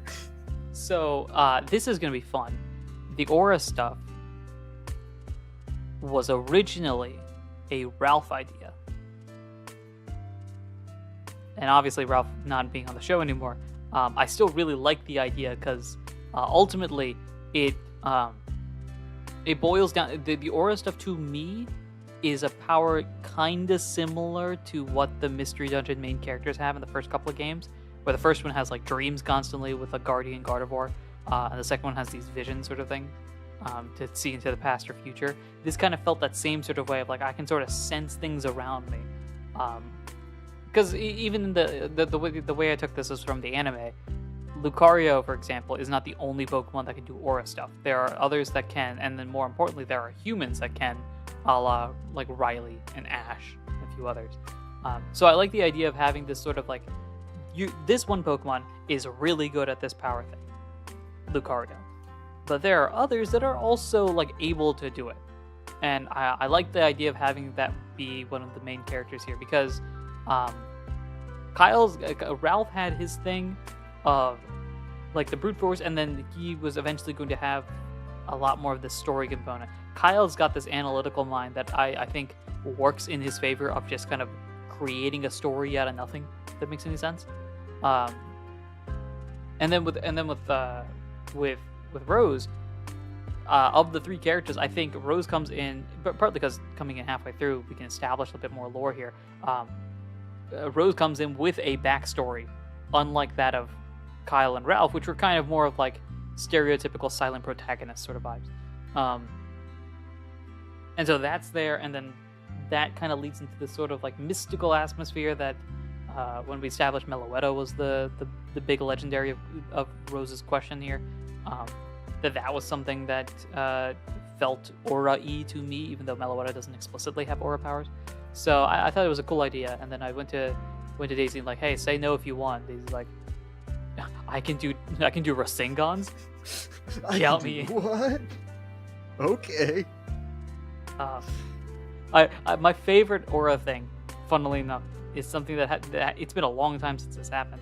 But my favorite aura thing is just you practicing in the back and Manaphy just watching you, being like, "What are you doing?" It's like my bubbles. Look. I did love the Manaphy bubbles alongside. Right. So Chad is now singing "Golden," I think, right now from the K-pop thing, which is very fun. Oh, it's a K-pop. Hanmoon is also from that, which is great, and it sounds like I need to watch this at some point just to understand my chat's references. That would require me to listen to different music or watch different shows. They revealed that Ash's Greninja was aura based. Yes, yeah, that was also another aura thingy thing there, and that's different than the Mega Evolution. It was its own thing. Eli's like, so you're telling me Rose could have Mega Evolved to fight the Rock Group? Yes, but those are Rose's friends. Why would? Yeah, come on. Why would you do that? I don't know what you're talking about. They're my best buds. They're just misunderstood. Oh yeah, what's up with Team Rock, Ed? They're somewhere. Have we established where they were? I forget where we sent them last time. I don't know. Maybe I sent them on a task to become good. They're somewhere. They'll probably show up again. Oh, I'm sure. When's Manaphy coming back? Good question. When we fight Rayquaza. Next question. When Manaphy's training is done. That's when it is. The problem that we have is that story-wise, it's been 2.5 weeks since they let go of Manaphy. So Manaphy has learned like how to say words, and I think that's basically it. Oh my gosh, we'll come back and Manaphy can just hold a full conversation. Yup. Incredible. What else we got here? Yeah, just like Skarmory is Rose's best friend, right? Oh my gosh, that was... Also true. Oh, man. More on the theory of Rose being a bad guy. I like the idea that Rose is a bad guy, not because Rose wants to be. Just accidentally turns into a bad guy. Just makes friends with all of the bad guys. Except for Hoopa. Hey, explicitly except for Hoopa and the Magician Thief, which we have not talked about once. Which I find very funny, although I do and think that will not happen. Unfortunately, since I can't bounce us off of Muhammad in this Q&A episode, we have a strict no Magician Thief rule all of a sudden that I'm not sure if I like. Who's the Magician Thief? Never heard of them. Let's see what else we got here. When's Manaphy coming back? Yeah, just like the Skarmory is Rose's best friend. Manaphy can speak. Manaphy can't speak, but not full conversations, right? So I think next time we see Manaphy, they can have a conversation and be like, "Yo, what you trying to? What's up?" They'll How's be it able going? to say Baja Blast. That's the test. That's when we know Manaphy's ready. Can you make a Taco Bell order? Let's see what else. We have a request to listen to Epic the Musical at some point. I'm gonna put it on the list with Avatar and Star Wars of things that I'm supposed to see but haven't seen and probably won't see. Until the moment comes, at least. What else we got here? Rose didn't actually reject Hoopa's offer. It was just cut content. It's supposed to be aired. Yeah, that's what we did. We cut it out. You see, we had a strict time limit on that episode. Management was just on me. They were like, "Listen, man, you got to cut the episode by a couple minutes." I'm like, "All right." I guess Rose didn't join. It was me. Yes, this was management.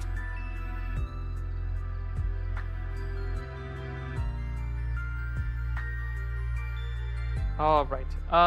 Let's see what else we got here. Eli asks if the whole Giratina's lost of the recruits group wasn't part of the original plan, which is true. They were not originally part of the plan. Was the ring itself always the true big bad? If not, when did that idea get developed? The Ring has always been the big bad of the show. That's been the case from the start. The idea that there was this organization that was basically anti-Recruits of the Lost. Later on, the idea of the Lost of the Recruits kind of came to form as a way of like basically building out that anti-hero group, led by he who must not be named right now. So just trying to tie in the one character that we can't stand. We gotta get something in here. Yeah. But when they started getting involved in the stories about the time where the Lost Recruits showed up, and then retroactively, I think Miss Magius joined in. There are others. I don't know if I've named them or not. But yeah, so those are that was always. The Ring has always been a thing. The intricacies of the Ring were established, I think, relatively early on as time went on. But yeah, so that's kind of it. There's always been. I'm gonna be careful how I said this. The big bad has always been the same. I'm gonna say that. It's always been Rose this entire time.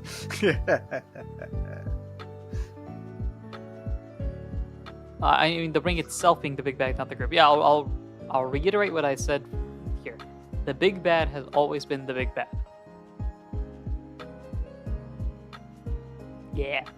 We're gonna joke about it enough until it becomes true.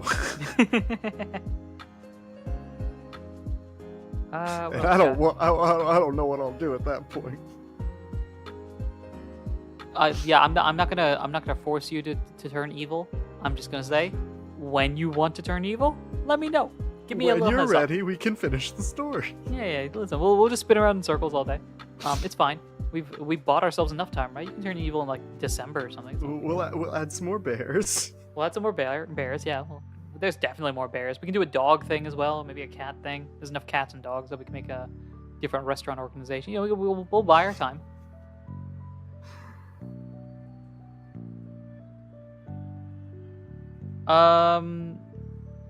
Speaking of bears, Big Bear in the Discord asks about basically the idea that Pokemon are made up of other Pokemon. So like how Magneton is multiple Magnemites. How does that work here? In this universe, it is not people fusing together. I'm just going to say it's the magic of evolution. Because logic states it's a bunch of Magnemites turning into Magneton, a bunch of Magnetons turning into Magnezones. However, that's too much for my brain to handle. So we're just gonna say no. When three Magnemite really love each other. Now we go into the next question. All right, Eli, what do you got here? Oh, look, it's a fun question. Daisy, you'll love this. Has the Magician Thief just been practically everywhere in the Outcast region and is able to use the Drifblim service to pop around so quickly? Or are they popping in and out of the Distortion World to show up, or some other third option here? The Magician Thief is Drifblim. That's not necessarily incorrect. Next question. Well, okay, so the Magician Thief has fast travel, is what I'm going to say. So it has the ability to jump around in ways here. It hasn't, as far as I can think of, it hasn't necessarily jumped an absurd distance. I can't think of an instance where it showed up from one side of the country to the other where it's pretty obvious that something happened there. For the most part, I think they have followed relatively decent travel pathlines and stuff like that. So I'm going to say, technically speaking, they could probably use the Drifblim service well. But I think they haven't needed to at this point. If there's a situation where that I'm forgetting, then let me know. But I think they've kind of they haven't been following Kyle and Rose around. They've just kind of intersected every now and then at quote-unquote reasonable moments.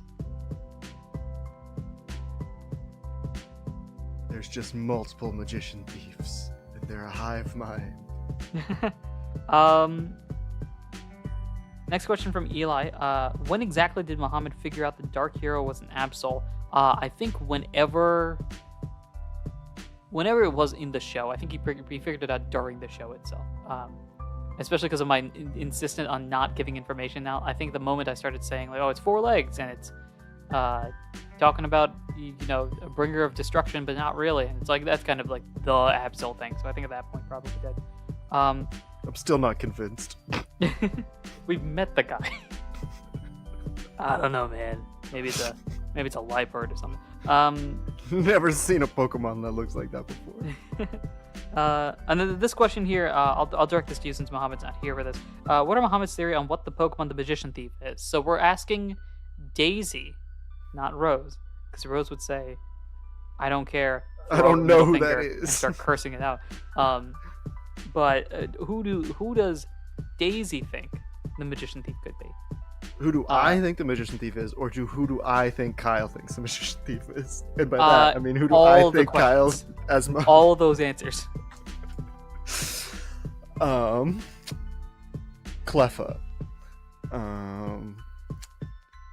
Cleffa, like the baby thing? The baby Pokemon? Fion. Fion would be very fun. We've sort of established that this is not necessarily spoilers because I do kind of say this. It opened the fairy door in the blank mansion there, so presumably it's a fairy type. Noibat. So Cleffa works. Is Cleffa fairy or is it normal? It's a fairy, right? Cleffa's one of the weird ones there. Clefairy is pure fairy now, I think, right? Cleffa is fairy, yes, and Clefairy is as well, yes. So it could be Cleffa. Actually, funnily enough. I guess obligatory Mimikyu. Eli says that apparently you guessed unknown at one point. I mean, it is true. It is unknown. Let's see. Who I think Muhammad thinks the Magician Thief is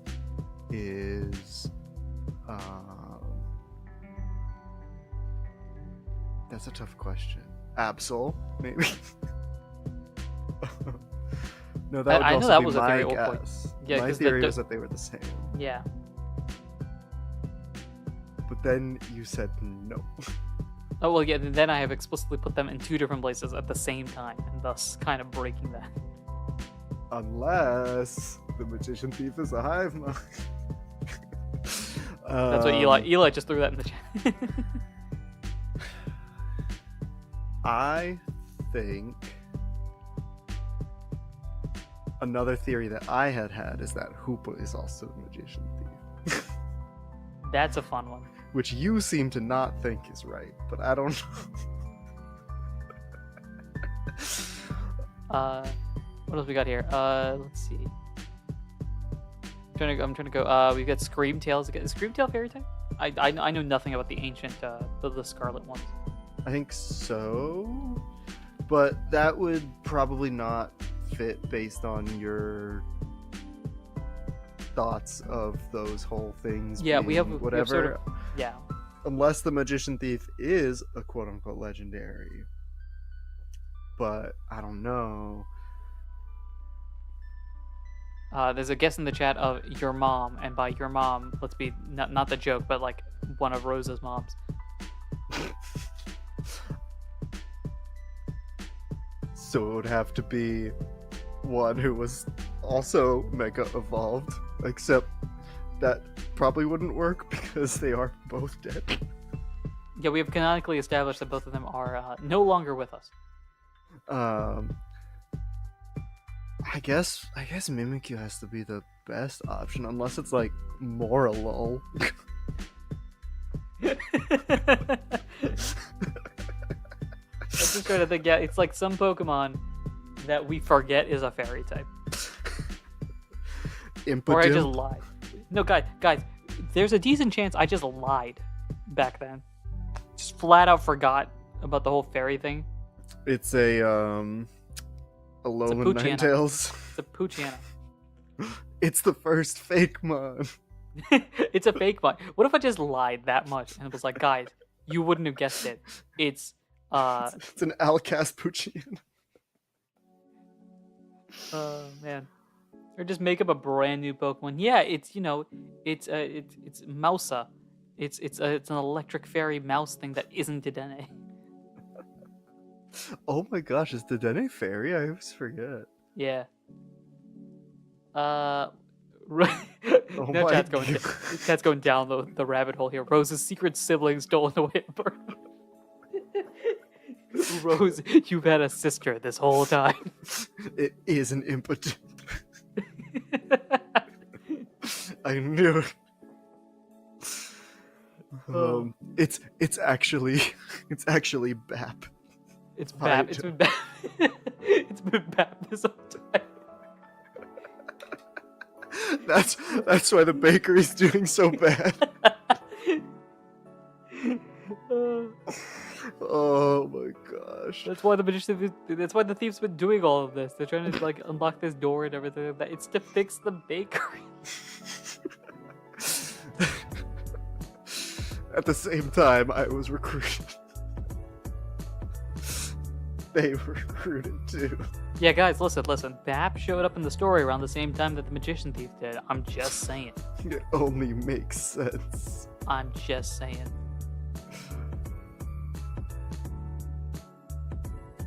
Chat's trying to read into my words now, being like, "Oh, it's Dedenne confirmed because I knew it was a fairy type." Maybe I was lying. Maybe I looked Dedenne it is up. not a fairy type. maybe that's the lie. It's just yeah, guys. You know what else is a fairy type? My favorite fairy type Pokemon is Mantike. Yeah, there you go. Honestly, that would be a cool fairy type. I think it could be.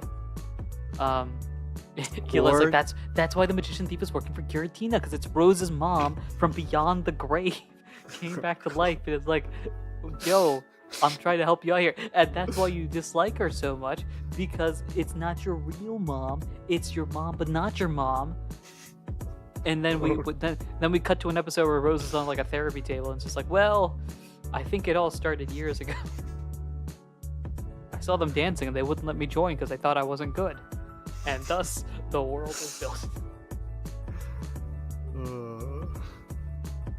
Alright. Yeah, because the magician thief's really putting me through this dance here. That's great. That does not deserve a laugh. Alright, let's go back to the questions here. Eli asked, what happened to the bottle from the past that ended up in Kyle's bag at the start of Arc 5 after Ralph left? I believe we established, if we didn't, then I apologize for this. I think the bottle did not carry over, or if it did, it disappeared somewhere. It might be mentioned in the episode 0 when Mohammed and I reset everything. In story-wise, what happened, we mentioned it in the finale, right? Stuff happened. I was gonna say, it would have to have not, because isn't that who whatever was at the end? Those are words, yes. Where the end was the beginning, and the beginning had a bottle, and then there was something. Yes. So that's sort of my logic there. I'm not gonna explicitly say that, since that is the point that we ended at. But yeah, that's there. You asked before listening to the finale. Yes, yeah. I believe you did. So, next question from Evelyn. What type of music exists in Alcas? Given the 1910s tech level, and then I'll throw in there the 1910s and or 1990s. Would you say that Alcas' pop culture is also early to mid-20th century, or would it have newer stuff too? For the sake of convenience, I say newer stuff. I think we've referenced like musicals and other things that came out well after 1910, when we were just, making up stuff. It's all sorts of messed up. Yeah. So I think for the sake, if you want to put a safe guess of what it's like, it is modern tech unless it would help the players. In which case, it's not modern.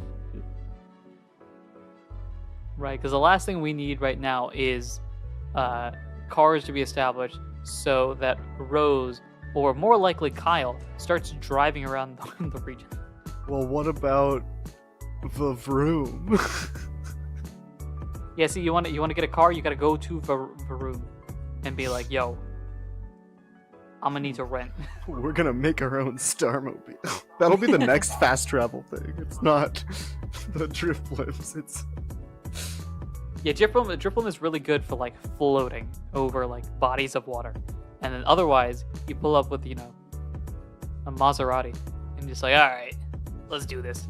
you have a Vroom. carriage and you retrofit it with a vroom.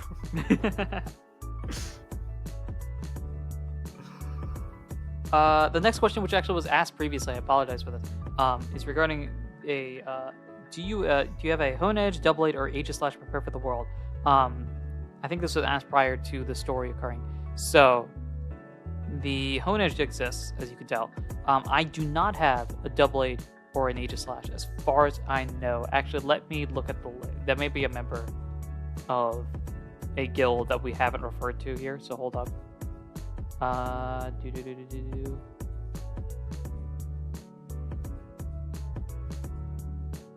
think that was also potentially on one of my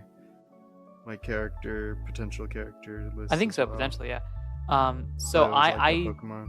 I do not have one written down as of now. So if you would like to create a Double 8 or an Aegis Slash, feel free to do so, Death Chaos.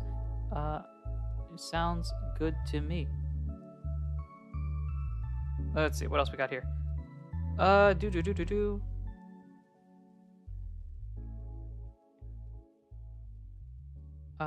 Evelyn asks, and we've reached the modern day, so let us know in the chat, guys. Last call for questions because we are approaching the end here. Where are we here? What sort of company names exist in Alcas? Leberry. Leberry exists. How about substandard hotels or Universal Party Cup Corporation? I'm assuming this is a joke that I don't get. It's just Leberry. It's just Leberry. Everything is Leberry.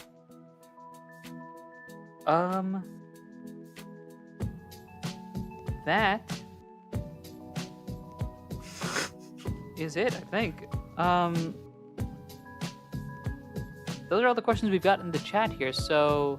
Wait. Okay, it is a joke. Okay, that's great. Just for the sake There's of that... the Pringles There's Pringles Corporation, or the equivalent. and the soda. I'm gonna try really hard, Evelyn. I'm gonna try really hard to make all the hotels a single chain, and just call them standard hotels or something like that. That's where Stack Attacka is. We can fast travel through the hotels if we can find the special door. You gotta book the right room, and then it's just all the rooms.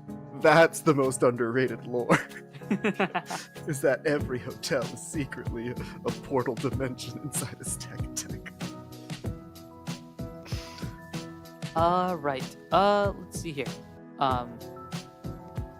Fellow Joaquin brings up a good point in the chat. Most tech is like 1910s to 2000s, so basically 20th century, except weaponry, which is like from the thousands. That's a good point, because our weaponry is kind of just magical moves or mallet.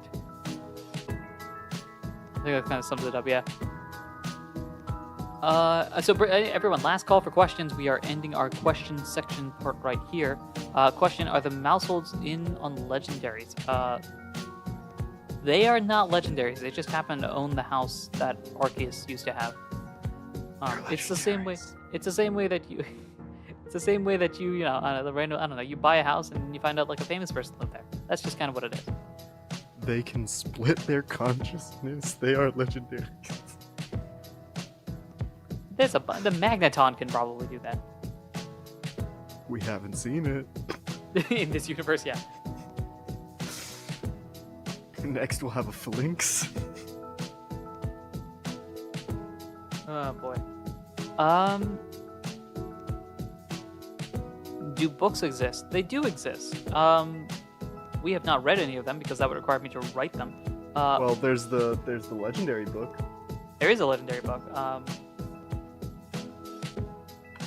So books do certainly exist. There's a whole there's an entire library actually in Flama. Library, no books. It's just the building. Just, just to be written soon. It's just the building. It's constant. I think we established like it builds in real time Yeah. as more books come out. Coming soon, books. We're just building just in case, you know. But yeah, so feel free to throw the questions in the chat. We'll do our last call for questions right here. I will ask the question that Fran always asks right now, just for the sake of this. So, what is a question? I'll throw this to you. Daisy, in case you've got an answer to this. What is a question or a topic that you thought we'd be talking about, but we didn't talk about? What's a question you think we should have asked, or they should have asked us about the show that isn't the stereotypical, you know, what happened to the train bombing? How do you build a grilled cheese? Because they ask them all the time. So what's a newish question for Arc 7? What's a topic you think that we could have spent a decent amount of time diving into? What's G Mini up to? That is the surprising thing. We had 0 questions about G Mini. So I think I'm, you know what? Guys, audience members, I know we have our conflict from time to time, you know, grilled cheese and the like, but I appreciate the 0 questions on G Mini. As a known G Mini hater, that's the role I'm playing at this point. I'm playing the heel here. As a known G Mini hater, I appreciate the lack of G Mini content here.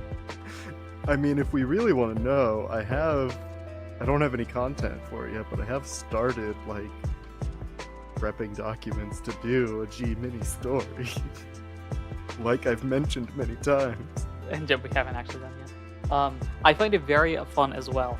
I didn't put the pieces together until just now. But for those of you that are listening here, I've gotten really into the Pokemon TCG, like the physical TCG. So I've built a deck, and I'm starting to go to locals and trying to maybe go to regionals and stuff like that at some point in the future. And I find it very funny that the deck I run is a Golden Go deck.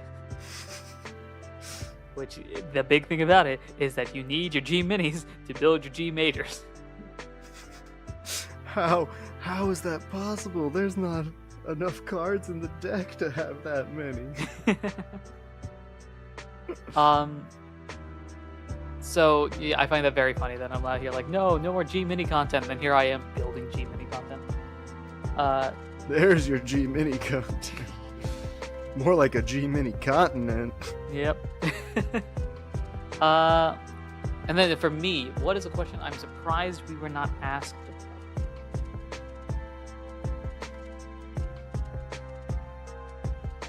Let's think. I'm trying to think of something that that's interesting. Eli is calling you out. Don't worry, Andrew. We, the audience, don't care about G Mini nearly as much as Daisy and Muhammad do. Dang. That's a lie. I know that's a lie. How could you not? Eli, we can't say these things out loud, otherwise they'll quit the show, and I kind of need them. How could you know about G Mini and not care? Actually, Bella Bookin brings up a good point. Does this mean if G Mini can get the coins to become a Golden Goat, does this mean that G Mini is the only Pokemon that can evolve at this point? That would be so sad if they get all the coins and then can't evolve. I don't know the answer to that question yet. The last coin is where the secret to evolution lies. The last coin, Hoopa has the last coin. That's how we get. Hoopa has the last coin, and that right there is going to be the catalyst for Daisy turning from the bad guy to being a good guy, or from Bros turning from bad guy to. The truth is, there needs to be a Golden Go for evolution to happen in general. So the fact that G Mini doesn't have all the coins is why evolution doesn't work. Oh, that's fun. Let's see. If you get a creator badge to Worlds, I'll be celebrating from home. If I get a creator badge to Worlds as my little version here, that would be very surprising. I think it's more likely that I get a competitor's badge to World than a creator's badge to World. They do have to go to the special location. I think that's probably what the likelihood is that they would go to the special location like everybody else and then evolve from there. What happened with the shiny Cyndaquil? They're working. on evolution. They may or may not show up in the future. Yeah, because we left that the guild where they were at, right? Yep. Because they were in wherever. That is correct. Yes, they were in wherever, doing whatever. I didn't answer the question myself. So what is a thing? I'm trying to think of something that we discussed in this show that hasn't really been established, or we haven't really talked about today. Because we talked Magician Thief. This was a very Magician Thief heavy back end in particular. More dancer content. The dancer could be an interesting option. Was the dancer in this season? That's another question. I don't know. I don't think so. I don't think so either. I think Well, the dancer wait. last season. Was it? When No. did we start the season?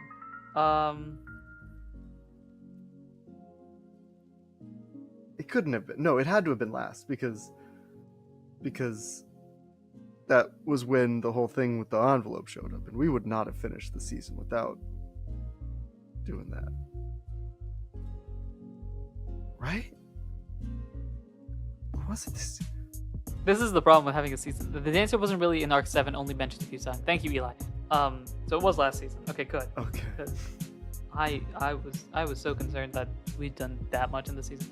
I think, you know what it is? I think, and maybe it's because we haven't really done anything regarding this yet, but I'm surprised I didn't get many questions about the Noir Mansion itself and like the whole concept behind that, because we know the Magician Thief's motivations and what exactly that's about. I'm surprised I wasn't asked more about that, though I guess everyone in the audience is kind of understanding, like, yeah, that's the plot of Arc 8. Go record that. Wait, we know the Magician Thief's motivations? You don't. Kyle does. Kyle was there and listening and cares.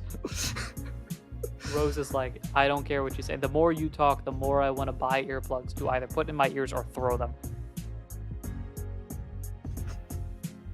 So that's the first thing that I'm thinking of. If not that, because that is more of a next season thing than a this season thing. Then there was something that popped in my head. I can't remember what it was now. Hold up, it'll come to me.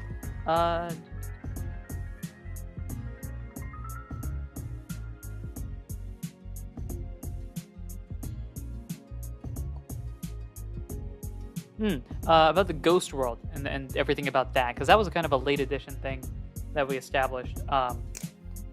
That's been existing technically the whole time, because it's been there since effectively the end of the last season is when we established that the Dark Hero stuck. So it's kind of been in existence since then, and I'm surprised I didn't get questions on that. There's not a lot that I could really add, and maybe you guys would have good questions that I could potentially add to it, but it is kind of just, it's a realm for the Ghost Realm. If you ever watched Operation Eclock for the brief period of time that was there, that was kind of the vibe of the one world that was in the back of the city, if you understand what I mean.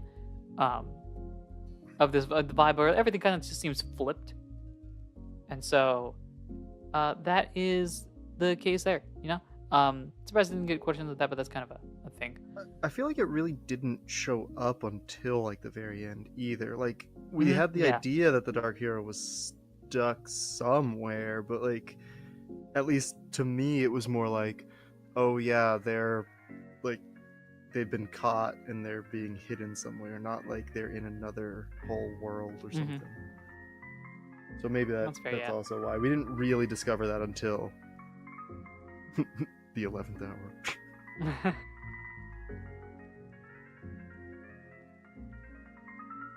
Let's see here. People are like, I'm glad I made the stream. I'm appreciative of that. These are just vibes, as Eli mentioned there. Is there an actual rule as to which characters can get surnames in Not a Scratch? The official rule that we have is that you must be a player character to have a first and last name. Otherwise, you get one or the other. So, this is Quagmire is there. That is her last name. We do not know her first name, and you will never know her first name because as a teacher, you don't learn first names. She doesn't have one. But just a last name. Technically speaking, that is the correct answer. However, for the sake of the story, That is the rule there. I think technically speaking, if you are a relative of the player characters, then you would also technically have a first and last name. Though we have not named Kyle's mom, dad, or sister. I think their name is Mom, Dad, and Sister. Correct. Let's see what else we got here. How did Kyle get in the wall? Because I was rushing to catch up. Could you What? clarify this? Because I may or may not understand what you're talking about depending on the circumstance here. I'm not 100% sure what you mean by in the wall. But so I'll come back to that in a second. Can the Magician Thief go to the ghost world? I don't know.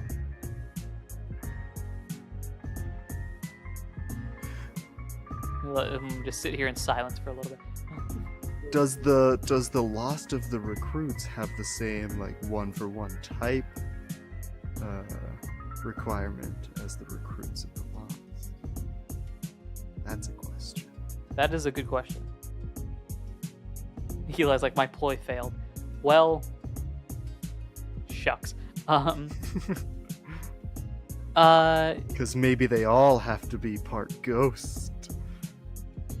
Because I will tell you this: you do not need to be a ghost type to be in the Lost Recruits. The other thing.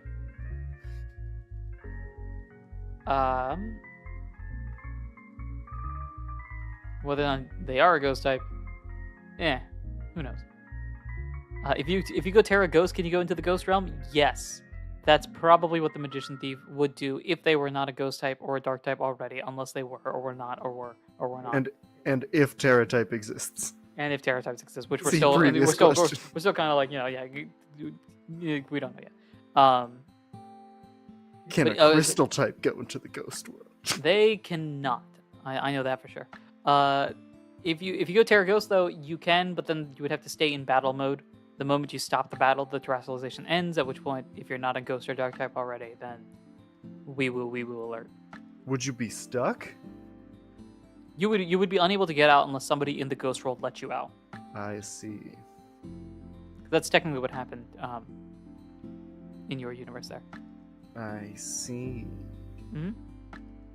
On the finale, was referenced multiple times that Kyle was in the wall and unseen to the group. Oh, I see what you mean. No, yes, as Apella Joaquin mentions there, not literally in the wall, just whenever Kyle gets a really good stealth roll, we lean on the gecko thing that Trico is based off of, and they just blend in with the wall. So it becomes, they're not literally in the wall, just kind of like one with the wall. They are in the hidden in the darkness and can basically go anywhere they want. So it's more of a metaphor, more of a description sort of thing. Oh yeah, like when I literally fully stealthed into the shadow step When you stealth into learning Shadow Sneak. When I join consciousness with Gengar. Mm-hmm. That is everything we've got here so far. If you have any last minute questions, you can do so while I'm doing this little ending bit here. This has turned out great, Daisy. Thank you. I do like the Spinda having two spots right on the eyes. Just followed my references. But yeah, we will end it here. For those of you that are listening to the podcast version of this, if you join our Discord, you can see the finalized version of this painting that we're talking about this entire time. For those of you that are in the stream, unless Daisy just gives up as soon as we stop recording, I think the finalized version will be there. It'd be really funny if you're just like, all right, we're done. That's it, I'm done. But we will do this. I also find it very fun as well that you're painting here, despite Kyle being the painter. See, in reality, Muhammad's at home just making cookies or something. But that is it, everyone. Thank you so much for listening and for supporting the show as a whole. For those of you that are listening to this, the podcast version, we're going to do our outro thing. There's some announcements and all that sort of stuff. The big thing to say is that as of now, we are officially in weekly recordings again. Yay! Daisy, before you freak out about the fact that we're in weekly recordings, we're gonna do all the summary episodes back to back to back to back, which means we've got like 2 months of space here. So don't worry. We're You mean okay. we're not going to release all of the solo season 8 content that I've done without your knowledge? I mean, if you wanna. I would have to do that, so no. So we will do summary episodes back to back to back. So after the Q&A, we're going back to weekly episodes, Arc 0 Q&A, and then 1 through 7. Hopefully 7 will be done when it comes out in November, ? Then we'll do an Arc 8 trailer, and we'll go into that. That is basically it. Daisy, you got any last messages? You're out there. I guess let me know if you have any other scenes from the show you want me to try and paint. Oh, there's someone in the chat mentioned Pella Joaquin mentioned. Oh wait, we should have had Daisy draw Rose in a painting frame. Maybe I will. Maybe I'll do just a random painting thing at some point. I guess that would require me to have access to you to stream, though. There's got to be a way that I could make you a mod or something in the YouTube so you can just stream yourself. Or maybe I'll do some Discord, you know, body doubling, Sure, yeah. painting work or whatever. This is where we reveal you've turned into a VTuber. Oh yeah, definitely. I know how to do all of that stuff. Yeah, totally. Let's see what else we got here. Kyle is a sketcher, not a painter. That is a good point. Yes, he's not gonna throw color in his paintings often. Rose does painting with icing. Yes. Eli mentions there were honestly more questions than I thought there would be. I thought most of Arc 7 was generally more well explained than some other arcs. I appreciate that. I'm glad to see that I tell a story and hopefully you understand the story. I'm glad to hear that my plot points have threads that make sense. I think that's it. Let's see what else we got here. Where can I find the Kyle and Ralph GIF? If it's the one that I'm thinking of, if you go to the Not a Scratch website, there is an art section, and if you scroll through the bottom, there's like a Rolodex of paintings that fans have submitted. It's available there. If you guys have art that you would like to throw on there, let me know. I have not added your other stuff, Daisy. I should probably do that. Throw it onto the art page there because it's very fun. We get to give you credit, and we'll be like, you were cool, and we applaud you. Yay! Let's see. Like the applause here.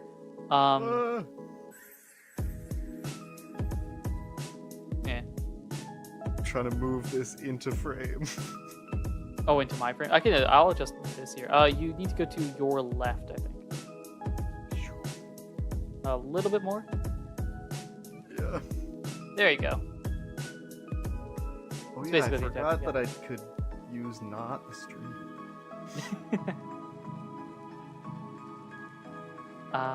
Daisy pop into the playground for art streams? Yeah, potentially. Yeah. I don't know. I'll leave that to Daisy. I'm not gonna mandate them to. Daisy, you must have one art stream every month. 2 hours at minimum.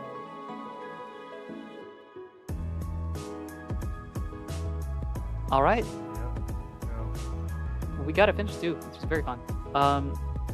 And here it is. The full picture will be available on the Discord as well. For those of you that are listening on the podcast, thank you so much for listening, watching, and supporting in any way, shape, or form that you do. At the end, or at the beginning, or somewhere in here, there might be me coming back and be like, hey, here are some announcements. But otherwise, that's about it. Thank you. I have been your PM, your DM, your GM, Anarif himself. Oh, it's my turn. Hi. Yeah, I've been Daisy of painting. And until next time, everyone, I'm trying to think of a good outro here because that makes sense. Let's see. See you in Arc 8. See you in Arc 8. Yeah, it's gonna be you, me, and Muhammad, and no one else. And the Magician Right? Thief. And no one else, right? Yeah. and no one else, right? Yeah. There's a reason for that. Cool. Sorry to scare the YouTube streamers. I have paused the recording for or it stopped the recording for the podcast there, which is fine. For those of you here, Eli's like, oh, what are you talking about? I don't know what you're talking about. By the way, there's somebody in the Discord called what's it, the Omniscient one or something like that. I haven't been able to delete their stuff. I don't know if you have the power to do that, Daisy. I have not looked at the Discord in a while. All right, that's fine. I don't know. I just this is more casual stuff there. That is cool there. If anyone else has anything, if people like Hoopa showing up, Hoopa can't show up as a player, guys. Hoopa already is a player. Yeah, Hoopa is a player. Hoopa is the bad guy. A major player. Arceus is joining the. Yeah, we got Pokemon joining.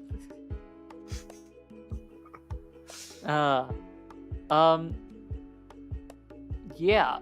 So, if anyone else has any last-minute questions, let me know as I get the podcast version of this downloaded here, so you guys get to hear the afterward part, which is, for some reason, I'm actually being productive and downloading the episodes instantaneously as opposed to coming back to it in a month. Be like, oh, we have a podcast episode supposed to come out. What? Well, it's kind of wild. All right, we can throw that out there. Yeah, if anyone else has anything else, please let me know. Otherwise, we'll end the stream here. Maybe we'll do more things on this channel in the future. Right now, it is kind of just a repository of episodes. So we might change it here. This is very fun. The live stream on my end here on the thing is delayed. So the image that I have on my like control panel is way back when you were still sketching things out. That's fun. The response for wrestling application stuff, that's a very good point. If you have reached out to me, I have not yet reached out to everybody yet, so I will do that. I am going to reach out to you probably by the end of day today to meet with you properly sometime this week to establish your characters this upcoming week. And then the show itself, I'm hoping to start in the next week or two. The first couple of episodes are just going to be me by myself to buy some time when I can build everybody else in. So just letting you know that. So you should expect a response by the end of today, is what I'm saying. Right, cool. That's about it. Daisy, got anything else to say? Last minute?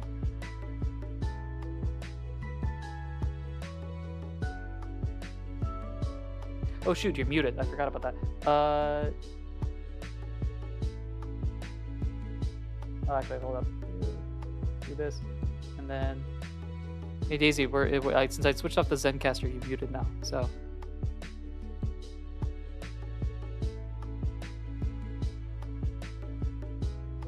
Oh no, we lost Daisy.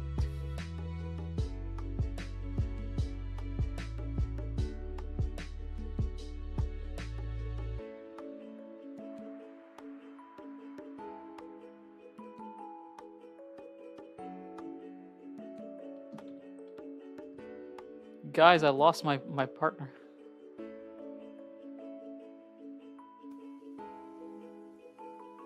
Hi Daisy, can you hear me? Daisy, can you hear me? Huh? Hello? Hi. Wait a minute. There we go. Okay. Yeah, no, I switched off the Zencastr, and so as a result, like, I just lost track of what you were saying. Hey, we're gonna end it here. Is there anything you want to throw out there for the live stream audience? Me? Yeah, just we're gonna say bye. Oh. What's up? All right, everyone, we're gonna end the stream here. Thanks so much for listening, watching, and supporting. Let's go to the ending tab here, and then we'll see you guys later. Thank you so much, everyone. Bye. Thanks for joining. If you have any other questions that you want to ask, feel free to throw them in the Discord, and we'll proceed from there. And subscribe to this channel. Yeah, do that. All right, cool. Thanks, everyone.